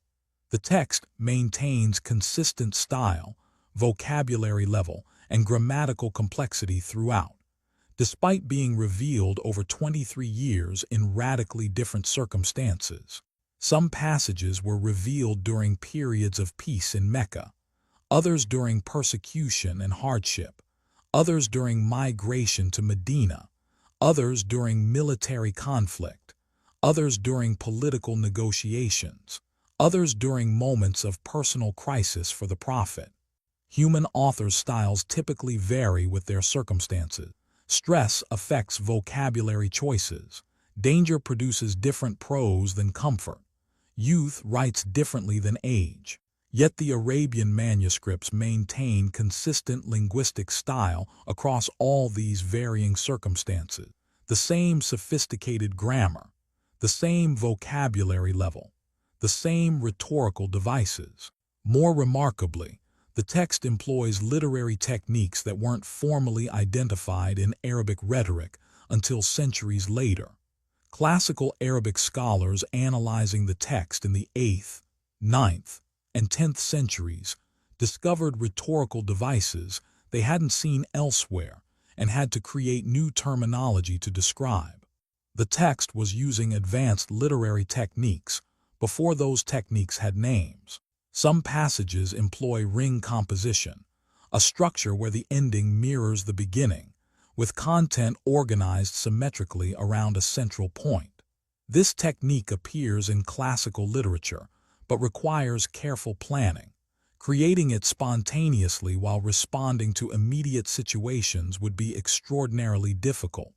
Yet the manuscripts contain numerous examples of ring composition in passages revealed extemporaneously. Other passages employ phonetic patterns where sounds mirror meaning, hard consonants for harsh judgments, flowing sounds for mercy, rhythmic patterns that reinforce content. Creating this requires simultaneous attention to meaning, sound, rhythm, and grammar. Yet the text maintains these multiple layers across all passages. The manuscripts include a challenge. If you are in doubt about what we have revealed to our servant, then produce a chapter like it and call your witnesses besides God if you are truthful. This challenge has stood for 14 centuries. Numerous poets, scholars, and literary masters in Arabic, one of humanity's most developed literary languages, have attempted to match the text's style, beauty, and impact. None have succeeded, not because it's impossible to write beautiful Arabic prose. Classical Arabic literature includes magnificent poetry and prose, but no one has produced something that matches the specific combination of characteristics in these manuscripts. The linguistic complexity, the perfect internal consistency, the multiple simultaneous patterns, the rhetorical sophistication, the phonetic beauty, and the factual accuracy about the natural world. The challenge isn't just write something beautiful. It's produce something with all these qualities simultaneously. 14 centuries, no one has done it. Some argue this is subjective. Beauty and quality are matters of opinion. But the challenge isn't just about beauty. It's about matching the entire package: linguistic perfection, factual accuracy, internal consistency, prophetic prediction, and spiritual impact. The factual accuracy part is testable. And as we've documented across parts 1, 2, and 3, the texts consistently get facts right that 7th century humans couldn't have known through normal means. Let's examine a few more examples of scientific knowledge before we conclude. The texts describe the water cycle. We sent down water from the sky in measured amounts and lodged it in the earth. And we sent the winds as fertilizers. And we sent down water from the sky and gave it to you to drink. Winds as fertilizers of rain. Modern meteorology confirms that winds carry water vapor, dust particles that serve as condensation nuclei, and pollen, all essential for the rain cycle. The term translated fertilizers comes from a root meaning to pollinate, to fertilize, to impregnate. Winds literally fertilize clouds, making rain possible. How did a 7th century text describe the wind's role in precipitation with such accuracy? The texts describe oceanic phenomena, or like darknesses within an unfathomable sea which is covered by waves, upon which are waves, over which are clouds, darknesses, some of them upon others. Internal waves beneath surface waves, with clouds above. Until the 20th century, mariners knew only surface waves. The discovery of internal waves, waves that occur below the surface at density boundaries between different water layers, came from modern oceanographic research. Yet a 7th century text describes exactly this: waves upon waves, darkness upon darkness, multiple layers of movement in deep oceans. The texts describe the protective function of the atmosphere. We made the sky a protected ceiling. The atmosphere protects Earth from solar radiation, meteorite impacts, and temperature extremes. It filters harmful ultraviolet light, burns up space debris, and maintains livable conditions. It is, literally, a protective ceiling. 7th century people could observe the sky, but had no way of knowing its protective functions. They couldn't detect ultraviolet radiation, didn't understand meteorite composition, couldn't measure atmospheric filtering of harmful solar emissions. Yet the text describes the sky as protective, a claim verified by modern atmospheric science. The texts describe the origin of iron. We sent down iron, in which is great strength and benefits for people. Sent down iron. Most elements form in stars through fusion, but iron is special. It requires supernova explosions to form. Stars must explode, scattering heavy elements including iron into space. These elements then incorporate into new solar systems. Earth's iron literally came down from space, formed in ancient supernovas, scattered by stellar explosion, incorporated into our planet during formation. The text uses language suggesting iron came from above, not from the earth, a claim that seemed odd for centuries. Obviously, iron comes from mining the earth, but modern astrophysics reveals the truth. Iron did come from above, from exploding stars, exactly as the text's wording suggests. Pattern after pattern after pattern. At what point does coincidence stop being credible? If we found a text from ancient China that described DNA's double helix, we'd recognize it as extraordinary and demand explanation. If we found a Roman text that described quantum mechanics, we'd study it intensely. If we found an Egyptian papyrus that predicted technological developments 1,000 years in advance, we'd want to understand how. The fact that these patterns appear in a religious text from 7th century Arabia shouldn't make them less remarkable.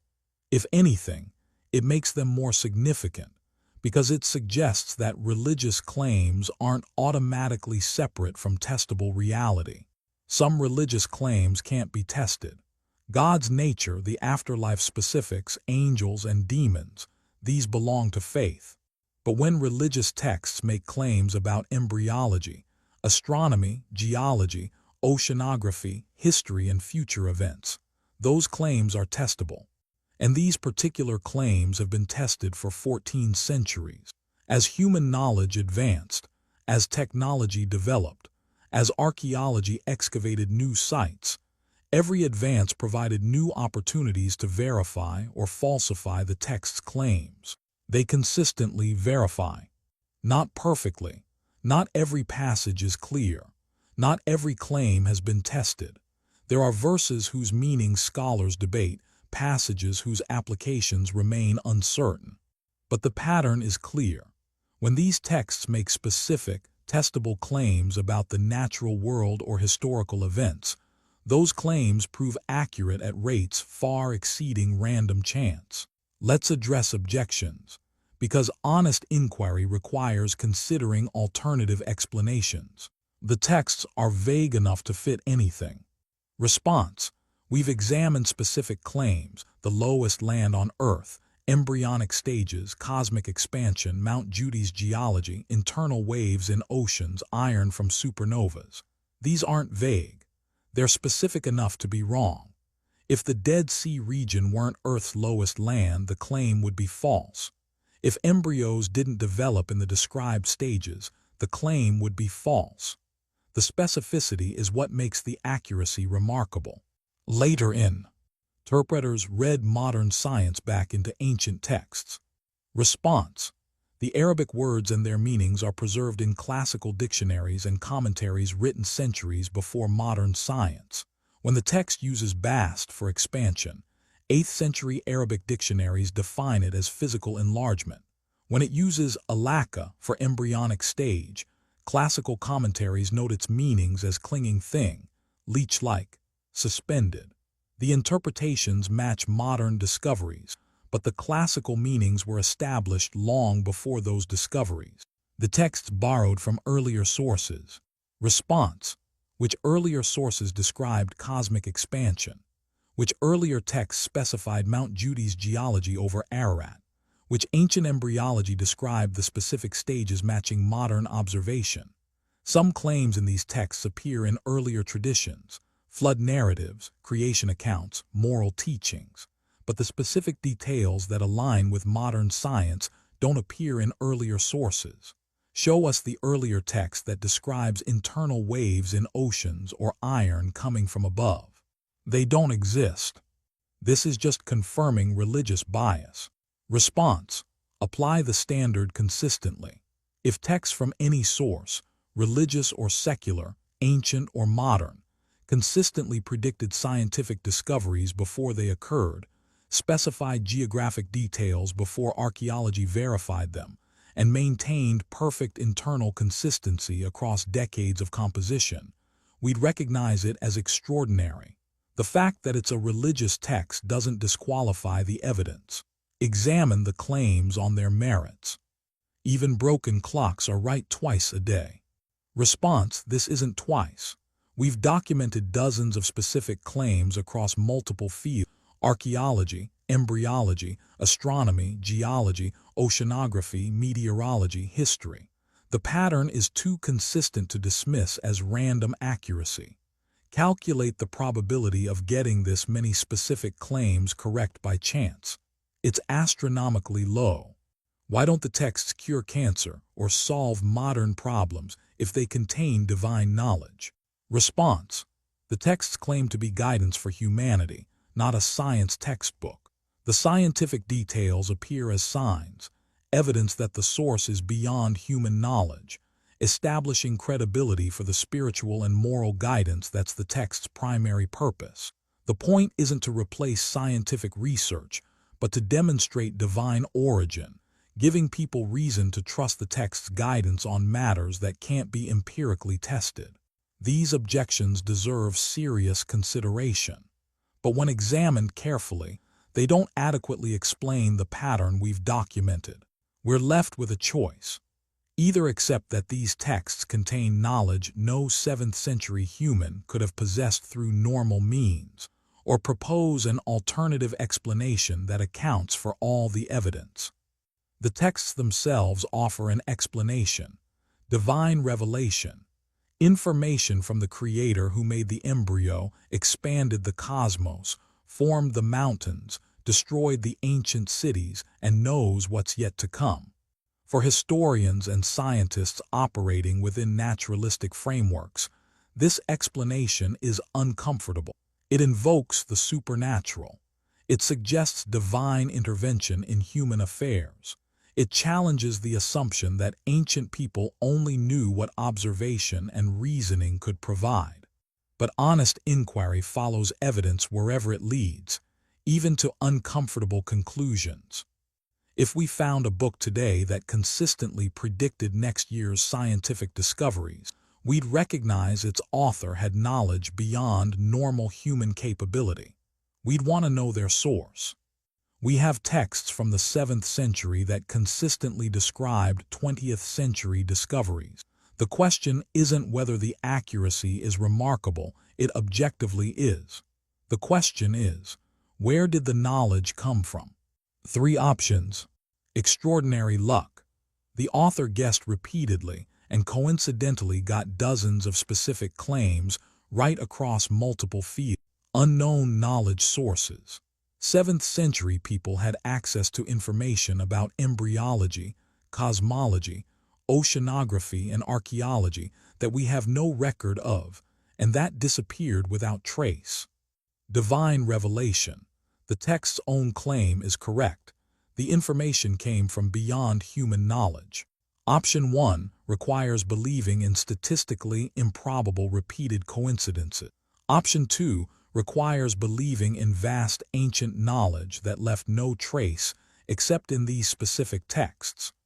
Option 3 requires believing in divine revelation. All 3 require faith in something. The question is which requires less extraordinary assumptions. For me, and I'm speaking now as the narrator who's walked you through this evidence, the pattern is too consistent to dismiss, too specific to attribute to luck, too comprehensive to explain through unknown ancient knowledge. But this is where historical investigation meets personal decision. I can show you the evidence. I can document the patterns. I can demonstrate that these texts contain knowledge their authors shouldn't have possessed. What you do with that evidence is your choice. Some will maintain that natural explanations we haven't discovered yet must exist. That's a valid position. Science has often found natural explanations for phenomena that seemed miraculous. Others will see the pattern as pointing beyond nature to a source of knowledge that transcends human limitation. Both positions require faith, faith in materialism or faith in the divine, faith that all phenomena have naturalistic explanations or faith that some things transcend nature. The evidence doesn't eliminate the need for faith, but it can inform which faith position is more reasonable given what we observe. We began with ISHBI-BENOB, a giant who almost killed King David, 2 verses in the biblical account. A forgotten warrior from 3,000 years ago.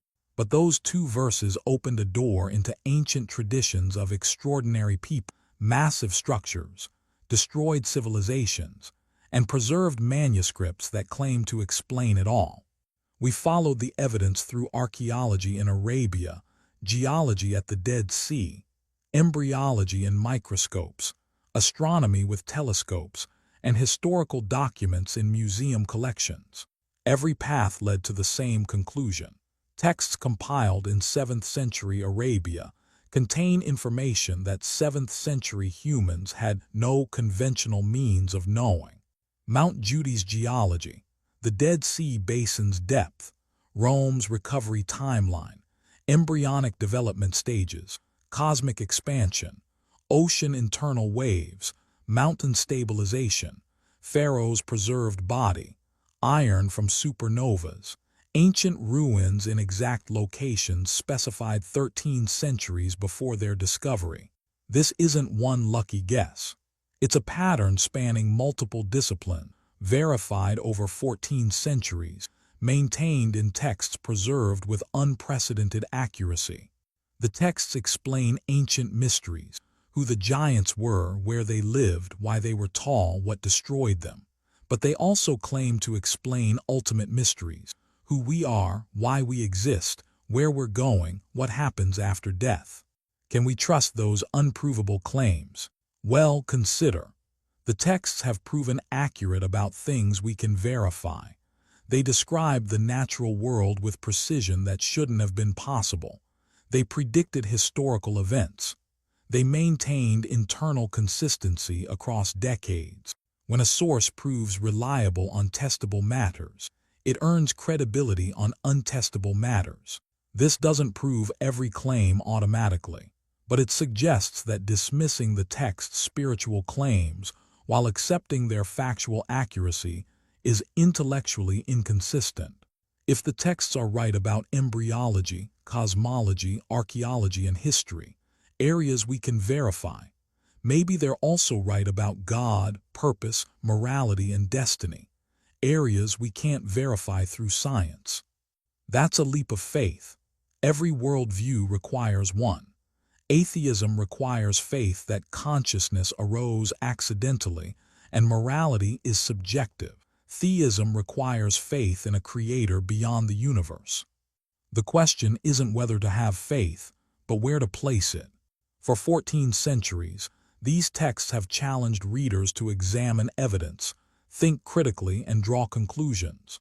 The challenge remains today. Say, produce your proof if you are truthful. The texts claim divine origin. They provide evidence. Scientific accuracy, prophetic prediction, linguistic perfection, historical verification, internal consistency, unprecedented preservation. Either that evidence supports the claim, or it doesn't. Either the pattern points to a source beyond human knowledge, or it's the most remarkable series of coincidences in literary history. You decide. But decide with eyes open to what the evidence actually shows, not what you want it to show, not what your assumptions expect, what it actually demonstrates. Ancient texts from multiple traditions attempted to explain our world's mysteries. Most have been lost.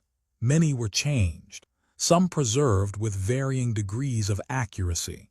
One text, compiled in 7th century Arabia, maintained letter for 14 centuries, memorized by millions, studied by billions, contains geographic, historical, and scientific details that weren't verifiable until modern technology made verification possible. When verification came, the details proved accurate. How, why? From what source did this knowledge come? The text answers, this is revelation from the Lord of all worlds. Perhaps that claim deserves more consideration than modern skepticism typically grants it. Because if these texts prove accurate about the past, about ancient civilizations, destroyed cities, embryonic development, cosmic expansion, then what they say about the future merits attention. They describe a day when hidden things are revealed, when graves open and people stand before their Creator, when actions have consequences beyond this fee, when the questions we've avoided, why am I here, what's my purpose, what happens after death, receive answers we can't escape. That day might seem as distant and unverifiable as embryonic development did to 7th century people, as cosmic expansion did to medieval scholars, as DNA's structure did to ancient philosophers. But eventually, what seems unverifiable becomes verified. What seems distant becomes present. What seems impossible becomes reality. The texts that proved accurate about things we've now verified also speak about things not yet verified. About judgment, resurrection, accountability, eternal consequences. Maybe, they're worth taking seriously. Not blindly, not without examination, not through emotional manipulation or social pressure, but through the same evidence-based approach we've used throughout this investigation. Compare claims to reality, check predictions against outcomes, examine internal consistency, evaluate preservation quality, and follow where the evidence leads. The evidence leads to texts that shouldn't exist, texts containing knowledge that challenges everything we assume about ancient capabilities, texts that either represent the most extraordinary accident in history or something genuinely beyond human authorship. ISHBI-BENOB almost changed history by killing David, but in examining his story, we've encountered something that might change history for each of us individually, evidence that demands we reconsider what we think we know about ancient texts, divine revelation, and ultimate reality. The choice is yours, the evidence is presented, the pattern is documented. What you do next, whether you dismiss it, investigate further, or allow it to transform how you see the world, that's where history stops and personal decision begins. The texts end with a reminder. Say, the truth is from your Lord, so whoever wills let him believe, and whoever wills let him disbelieve. Free choice, honest examination, personal responsibility for the conclusion. That seems appropriate. Because if there truly is a creator who made us with minds capable of reasoning and examining evidence, then perhaps the point isn't blind faith but informed decision. Look at the evidence, think carefully, choose wisely. The texts that told us about ISHBI-BENOB, about giants in the desert, about destroyed cities and preserved pharaohs, about embryos and cosmos and mountains, those same texts speak about you. About your purpose, your destination, your choice. Maybe they're worth listening to. We've examined the evidence. We've traced the patterns. We've seen how ancient texts, particularly those preserved Arabian manuscripts from the 7th century, contain knowledge their authors shouldn't have possessed through conventional means. But we've only scratched the surface of ISHBI-BENOB's story. Because that 2-verse encounter outside Jerusalem wasn't an isolated incident. It was one moment in a much larger narrative spanning millennia, a narrative about beings who were fundamentally different from ordinary humans, taller, stronger, more formidable, beings who built on scales that still astound us, beings whose sudden disappearance left ruins and legends scattered across continents. The question isn't just, did giants exist? Archaeological and skeletal evidence suggests populations of unusual height did inhabit certain regions. The question is, why? Where did they come from? What made them different? And most importantly, what does their story tell us about the broader pattern of divine intervention in human history? Part 4 takes us deeper. We're going beyond simple verification of ancient claims into the implications of those claims. We're examining not just what happened, but why it happened. Not just where giants lived, but what their existence meant. And we're going to see how ISHBI-BENOB's near success in killing David connects to a cosmic conflict that these ancient texts describe. A conflict between divine guidance and human rebellion, between submission and arrogance, between those who recognize their creator and those who worship their own strength. This is where history, theology, and archaeology converge into something profound. Let's begin with a question the previous parts didn't fully address. What made the giants different?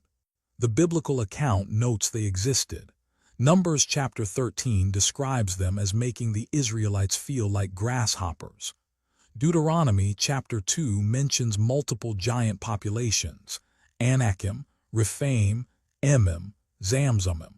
But the biblical texts don't explain why these people were tall.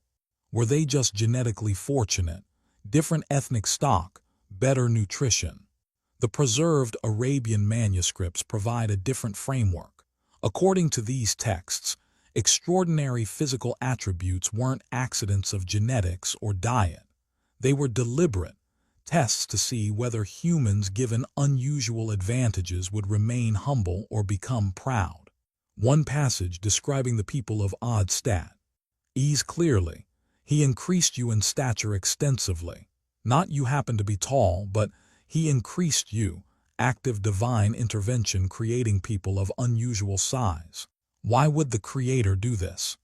The texts explain, as a test, give people extraordinary strength and see what they do with it. Do they thank the one who gave them that strength? Do they use it righteously? Or do they worship their own power and oppress others?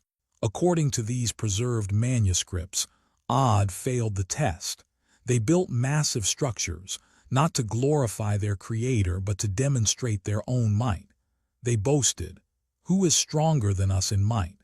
The response came swiftly, wind that destroyed them in 7 nights and 8 days.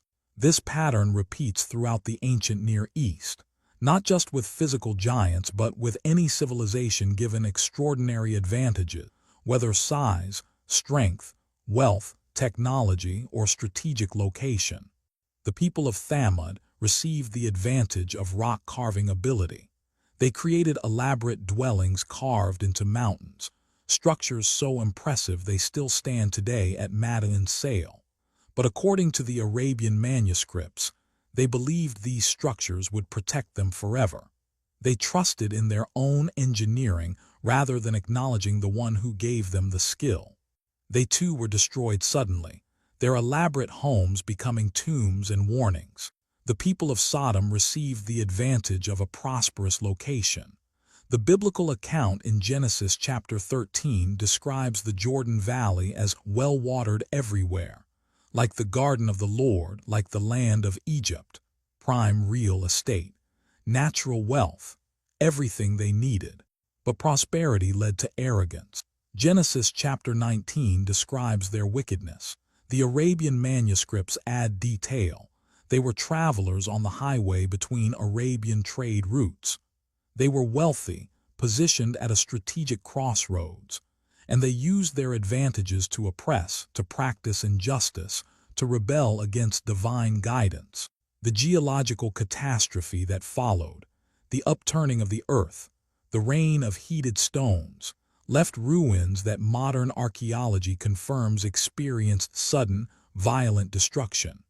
See the pattern: extraordinary advantages, physical size, engineering skill, geographic location, natural wealth, given as tests. Populations that pass the test by remaining humble and acknowledging their Creator. Populations that fail by attributing their advantages to themselves and oppressing others. And when they fail, the judgment is swift, catastrophic, and leaves physical evidence. This explains ISHBI-BENOB more clearly. He wasn't just a tall warrior. He was a descendant of populations that had been given the test of extraordinary physical strength. His people, the giants of Gath, had received unusual size. The question was, what would they do with it? According to the biblical narrative, they used it for warfare and oppression. They became champions for the Philistine, terrorizing Israel, trusting in their own might rather than recognizing the source of that might. When Goliath stood before the armies of Israel, his taunt revealed the mindset. "Choose a man for yourselves and let him come down to me.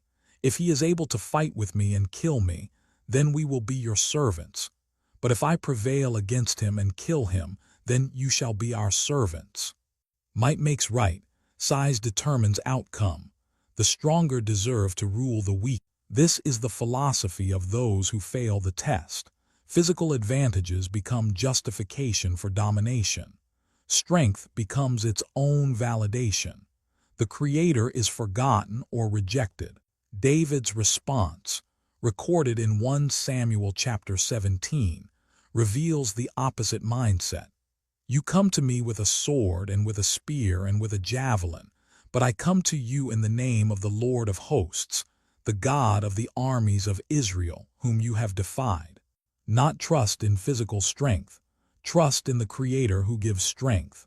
The outcome demonstrated which trust was valid. Goliath fell. His size and weapons meant nothing against divine purpose. Decades later, ISHBI-BENOB made the same mistake. He saw David, aging, exhausted, apparently vulnerable, and thought his superior size and 7.5-pound bronze spear guaranteed victory. He was wrong. Abishai intervened. Another giant fell. Another descendant of those who failed the test was removed. The biblical account lists 4 more giants killed in subsequent battles: Saph, Lami, and an unnamed giant with 24 fingers and toes, all from Gath, all trusting in their size, all defeated. By the end of these conflicts, the biblical text notes, there were no more giants left. The population that had received extraordinary size as a test had failed so completely that they were eliminated from the historical record. This raises profound theological questions. Was it just to destroy these populations? If size was given as a test, wasn't failure predictable?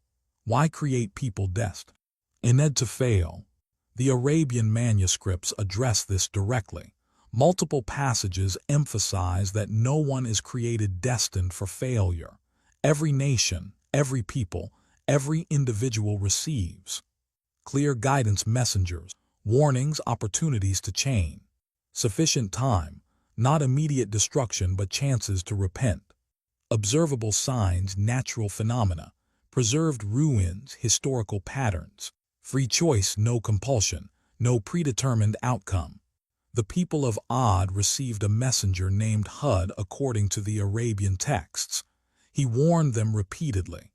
They rejected him repeatedly. Destruction came only after prolonged rejection.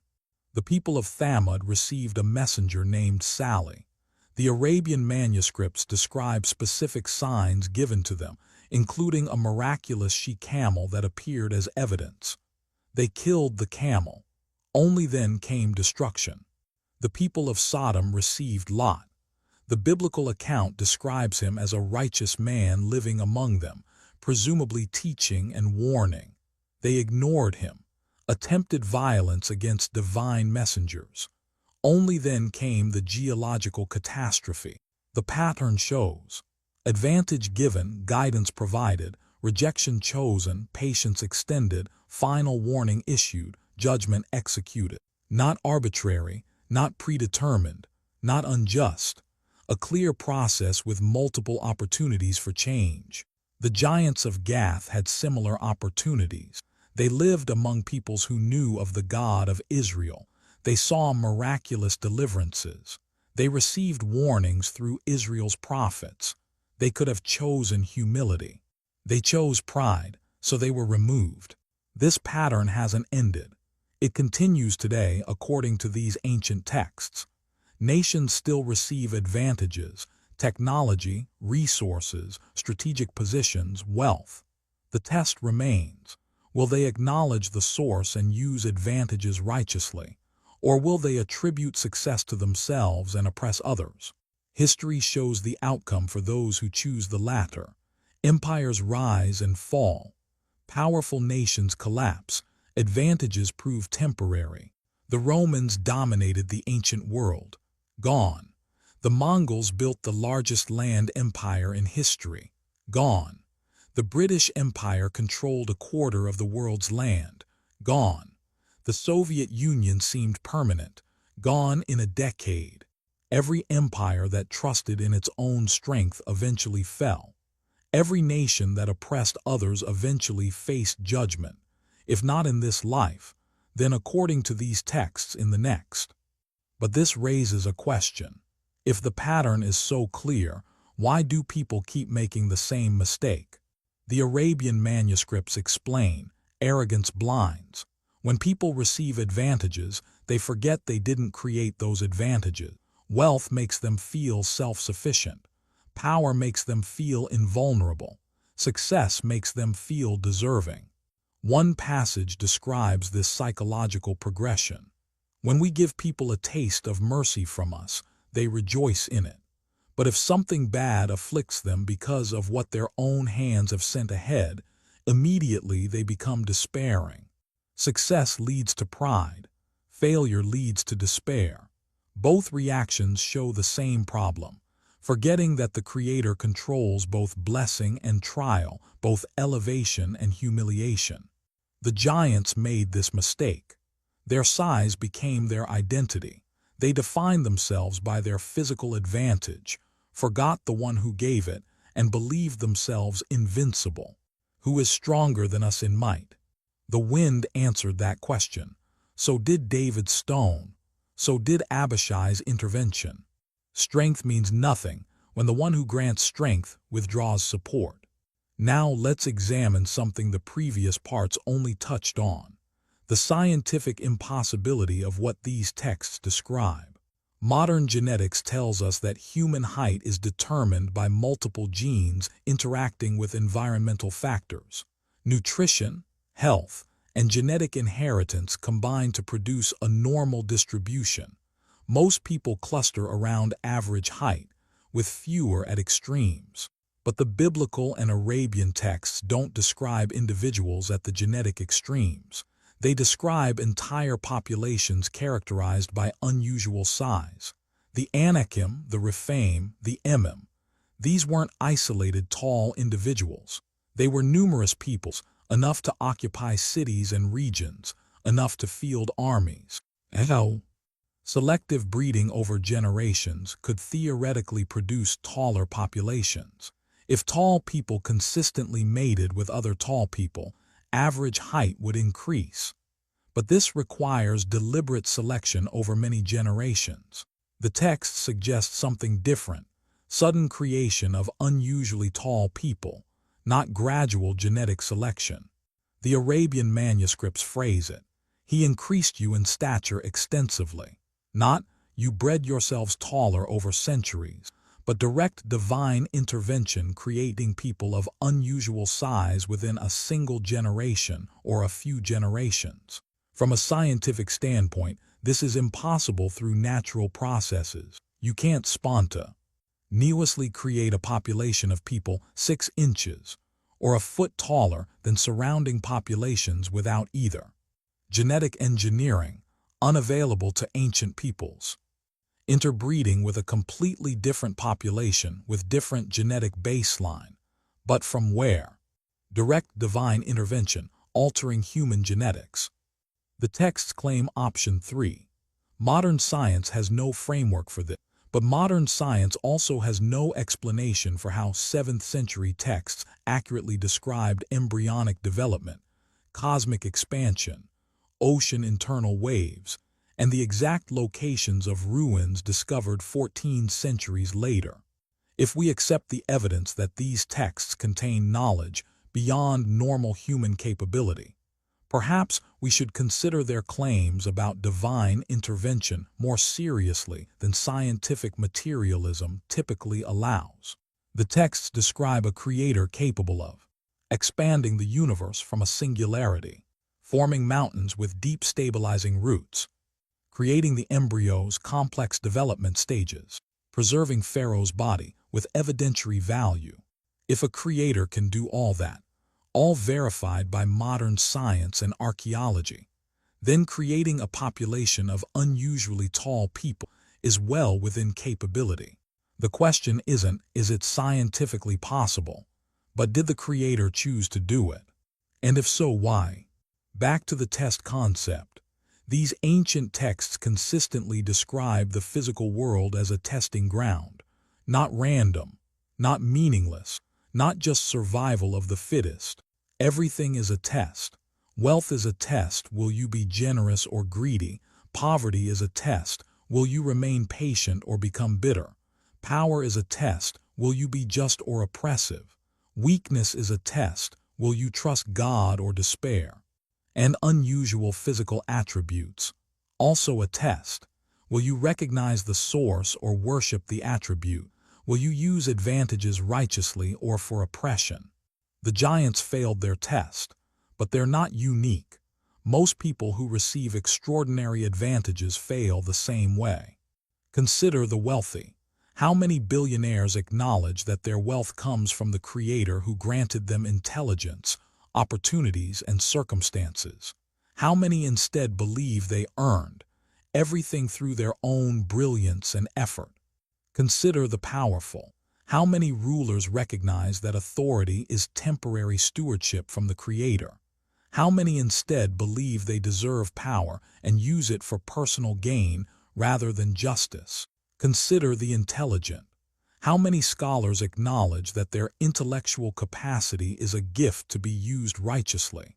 How many instead become arrogant, mocking those of lesser intelligence, trusting in their own reasoning while rejecting divine guidance? Same test, different advantages, same pattern of failure.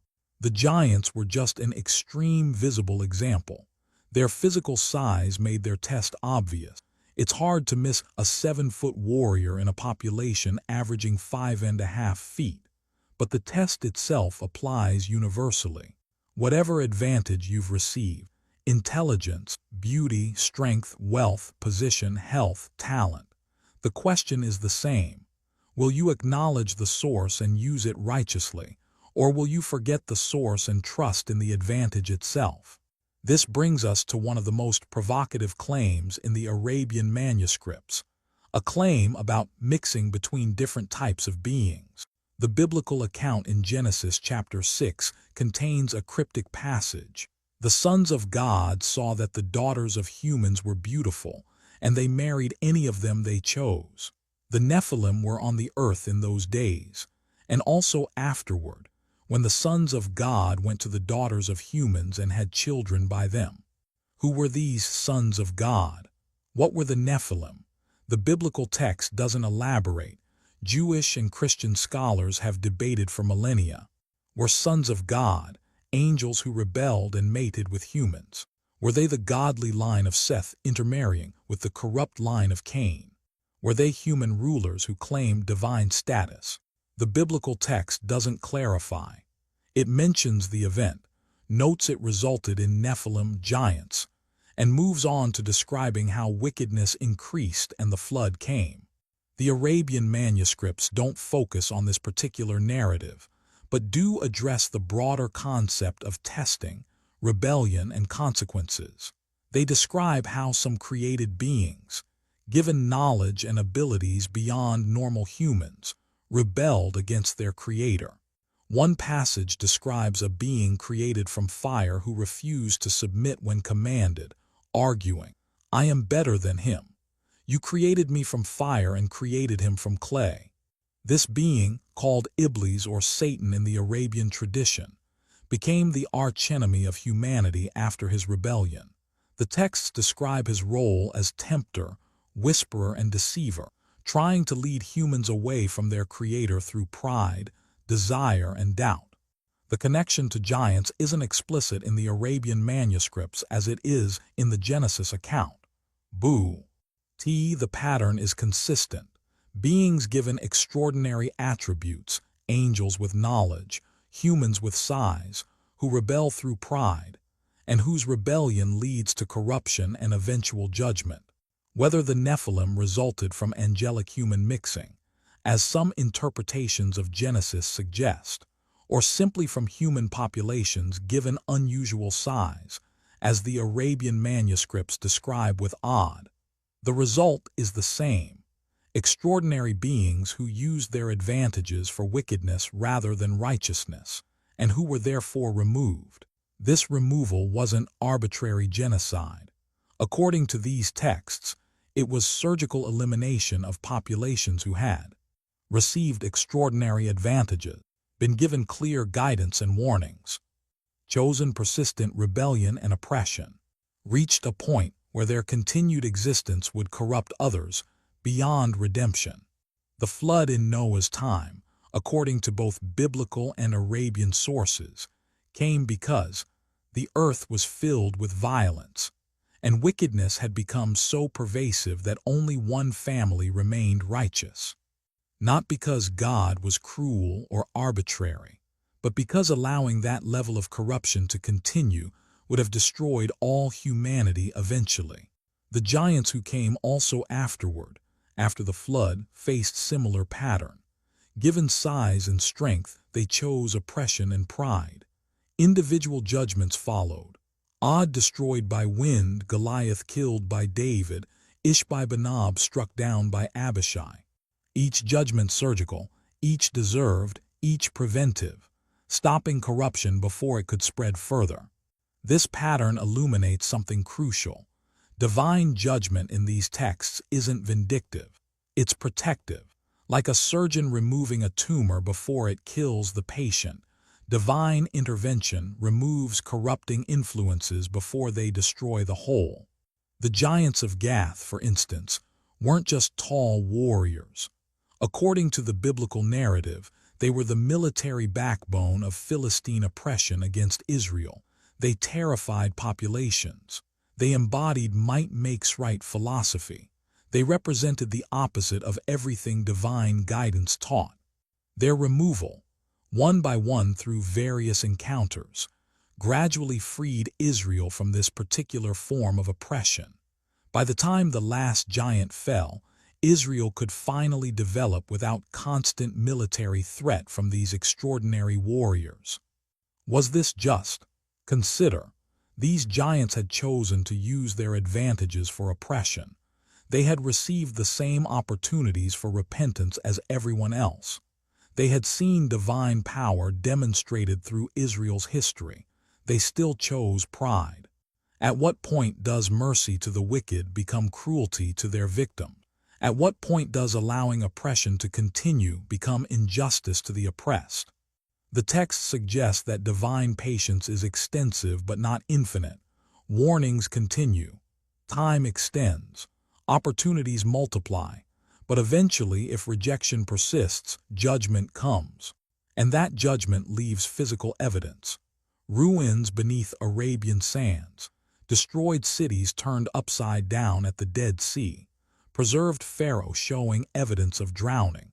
Skeletal remains of unusually tall populations. The evidence isn't just in ancient texts. It's in the ground, in museums, in archaeological sites, in geological formations. Which brings us to a crucial point about these preserved Arabian manuscripts. They don't just describe these events. They explain why the evidence remains. Multiple passages state that ruins are left as signs or warnings for future generations, not just destroyed and buried, but preserved in ways that teach lessons to those who come after. Od destroyed, ruins preserved under sand that protected structures for millennia until satellite imaging could find them. Thamud destroyed, rock-carved dwellings left intact, never reoccupied, standing empty as warnings for 14 centuries until Western archaeologists documented them. Sodom and Gomorrah destroyed, geological evidence preserved in the Dead Sea Basin, visible to modern seismologists and geologists. Pharaoh drowned, body preserved with evidentiary value, eventually found with salt deposits proving the manner of death. Each time, not just destruction, but deliberate preservation of evidence. Why? Because according to these texts, one purpose of divine judgment is warning future generations, not just punishment for the wicked, but education for those who come after.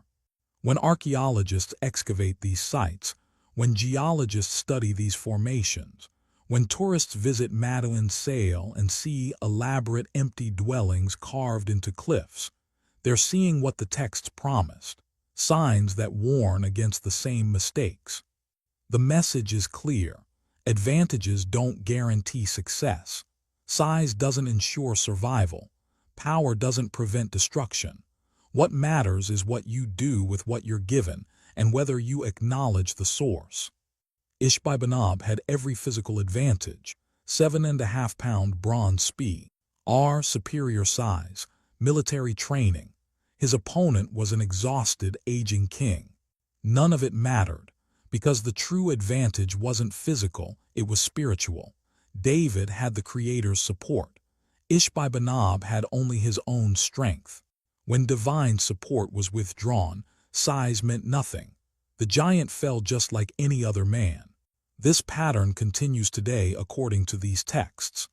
Nations rise trusting in military might, economic power, technological superiority.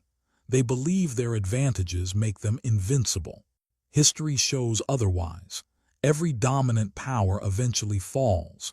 Every advantage proves temporary. Every empire that forgot its creator eventually faced humiliation. The texts warn, the same will happen in individual lives. Whatever advantage you possess, wealth, beauty, intelligence, health, position, it's temporary. It's a test. It's a stewardship from the Creator who can grant and can withdraw. The question is, what are you doing with it? Are you acknowledging the source, using it righteously, helping others, preparing for accountability? Or are you like the giants, trusting in the advantage itself, forgetting its source, becoming proud? Because if current advantages make you feel invincible, remember, Goliath felt invincible. Ad felt invincible. Pharaoh felt invincible. ISHBI-BENOB felt invincible as he stalked David with his 7.5-pound spear. They were all wrong.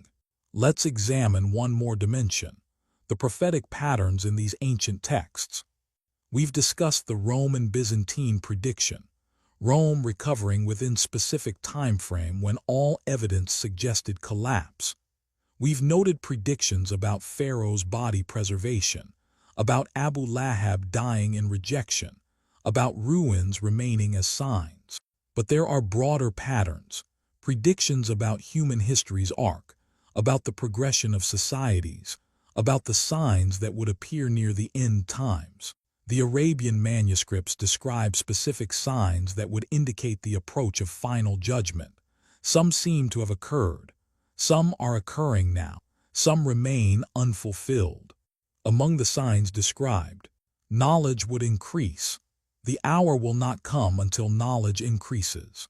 Today, we have more access to information than any previous generation. The internet, universities, libraries, research, knowledge has exploded exactly as predicted. Distances would shrink. The hour will not come until distances are shortened. Travel that took months now takes hours. Communication that took weeks is instantaneous. The world has shrunk exactly as described. Tall buildings would compete. You will see barefoot, naked, destitute shepherds competing in constructing tall buildings. The Bedouin Arabs, historically nomadic shepherds, now build some of the world's tallest structures. The Burj Khalifa in Dubai, the clock tower in Mecca, exactly as predicted 13 centuries before oil wealth made it possible.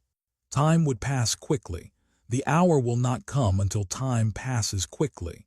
Psychological research confirms modern humans perceive time passing faster than previous generations did. Days blur together. Weeks fly by. Years seem shorter. The prediction manifests. Trust would decrease. The hour will not come until there is much slander and lying, fake news, social media manipulation, truth becoming subjective, trust in institutions, media, and even personal relationships declining exactly as warned. These aren't vague prophecies applicable to any era. They're specific enough to be testable, and the tests show fulfillment in our generation. Some signs remain unfulfilled according to the texts, major events that would unmistakably indicate the end approaching. But the fact that so many specific predictions have materialized suggests the unfulfilled ones warrant attention. If 7th century texts accurately predicted Byzantine recovery timing, Pharaoh's body preservation, knowledge explosion, distance shrinking through technology, Arab shepherds building skyscrapers, time perception acceleration, then perhaps what they say about final judgment, resurrection, and accountability, deserves consideration rather than dismissal. This connects back to ISHBI-BENOB and the giants. Their story isn't just ancient history. It's a pattern that repeats, a pattern these texts say will culminate in a final day when all patterns resolve, all tests conclude, all advantages cease, and all people stand before their Creator for judgment. That day, according to these texts, size won't matter, wealth won't matter, power, beauty, intelligence, none of it will matter. What will matter is, did you acknowledge your Creator? Did you use what you were given righteously? Did you prepare? The giants didn't prepare. They trusted in their size. They believed their advantage was permanent. They were wrong. Many today make the same mistake, trusting in temporary advantages, believing current success guarantees future security, forgetting that death comes to everyone, tall and short, rich and poor, or powerful and weak. And after death, according to these texts, comes accountability, not oblivion, not reincarnation, not absorption into cosmic consciousness, but standing before the Creator who made you, granted you advantages, sent you guidance, and now asks, what did you do with what you were given? ISHBI-BENOB would have no good answer. He used his size for oppression and attempted murder. Goliath would have no good answer. He used his strength to terrify and dominate. The people of Od would have no good answer. They used their might to boast and rebel. What answer will we give? This is where these ancient texts move from historical investigation to personal challenge. We've examined evidence. We've verified claims. We've seen patterns that suggest divine knowledge. Now the texts ask, what will you do with this information? Will you dismiss it because accepting it would require changes you're not ready to make? Will you acknowledge it intellectually but postpone action indefinitely? Or will you respond as the evidence warrants, accepting that these texts likely come from your Creator and adjusting your life accordingly? The choice is yours, but the choice has consequences. If these texts prove accurate about the past, and the evidence strongly suggests they do, then what they say about the future likely proves accurate too. They say judgment is coming. They say death is certain and its timing unknown. They say this life is a test and results matter eternally. They say advantages are temporary but consequences permanent. ISHBI-BENOB learned this too late. With Abishai's sword entering his body in his final moments, he likely realized his size meant nothing. His bronze spear couldn't save him. His strength couldn't prevent death. Too late for a different choice. Too late for repentance. Too late to acknowledge the Creator he'd ignored. Don't make the same mistake. The evidence is before you. The patterns are clear. The texts that accurately described ancient ruins, embryonic development, cosmic expansion, and historical events also describe your purpose, your test, your destination. They offer guidance on how to pass the test these giants failed, how to use advantages righteously instead of arrogantly, how to acknowledge the Creator instead of worshiping your own strength. They offer something else too, forgiveness, because unlike the giants who persisted in rebellion until judgment came, you still have opportunity to change. The texts describe divine mercy as exceeding divine wrath, forgiveness available to anyone who turns back, second chances, third chances, countless chances, right up until death. But only until death. After that, the test concludes, the choices lock, the consequences begin. So what now? You've spent hours examining evidence about ancient texts, destroyed civilizations, and giants who failed their test. You've seen the pattern.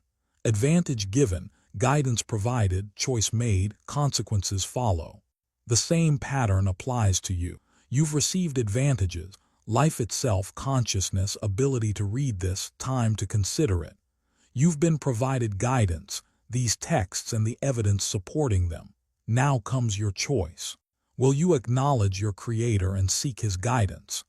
Will you investigate these texts directly to learn what they teach? Will you make changes in how you live, preparing for the accountability these texts promise? Or will you be like ISHBI-BENOB, trusting in your current advantages, postponing the crucial decision, believing you have more time? The giants thought they had time. They thought their strength would protect them. They thought they could postpone submission indefinitely. Their ruins beneath Arabian sands, their destroyed cities at the Dead Sea, their names preserved only as warnings, all testify to their miscalculation. You have opportunity they lost. You can learn from their mistakes rather than repeating them. You can acknowledge your Creator while there's still time. You can pass the test they failed, but only if you choose to, only if you act on what the evidence shows. The documentary has presented the facts. The patterns are documented. The choice is yours. Choose wisely. Time is shorter than you think. Death comes unexpectedly. And these ancient texts, proven accurate on everything verifiable, promise that what comes after death is eternal. ISHBI-BENOB's story is a warning. The giant's ruins are warnings. The preserved texts are warnings and guidance simultaneously. The question is, will you heed the warning? Will you accept the guidance? Or will your name eventually join the list of those who had evidence, had opportunity, had time, but chose pride, postponement, or dismissal? The answer to that question determines everything. Not just your comfort in this life, but your destination in the next. These texts claim to come from the Creator who made you, knows you, and will judge you. The evidence suggests that claim deserves serious consideration. What you do with that consideration, that's between you and your Creator. But remember, ISHBI-BENOB almost changed history by killing David. Instead, he became a footnote, a warning, a name that prompts questions about the giants who failed their test. Don't be a footnote in the story of people who saw evidence and ignored it. Don't be a warning about wasted opportunities. Be someone who saw the pattern, understood the test, and chose wisely.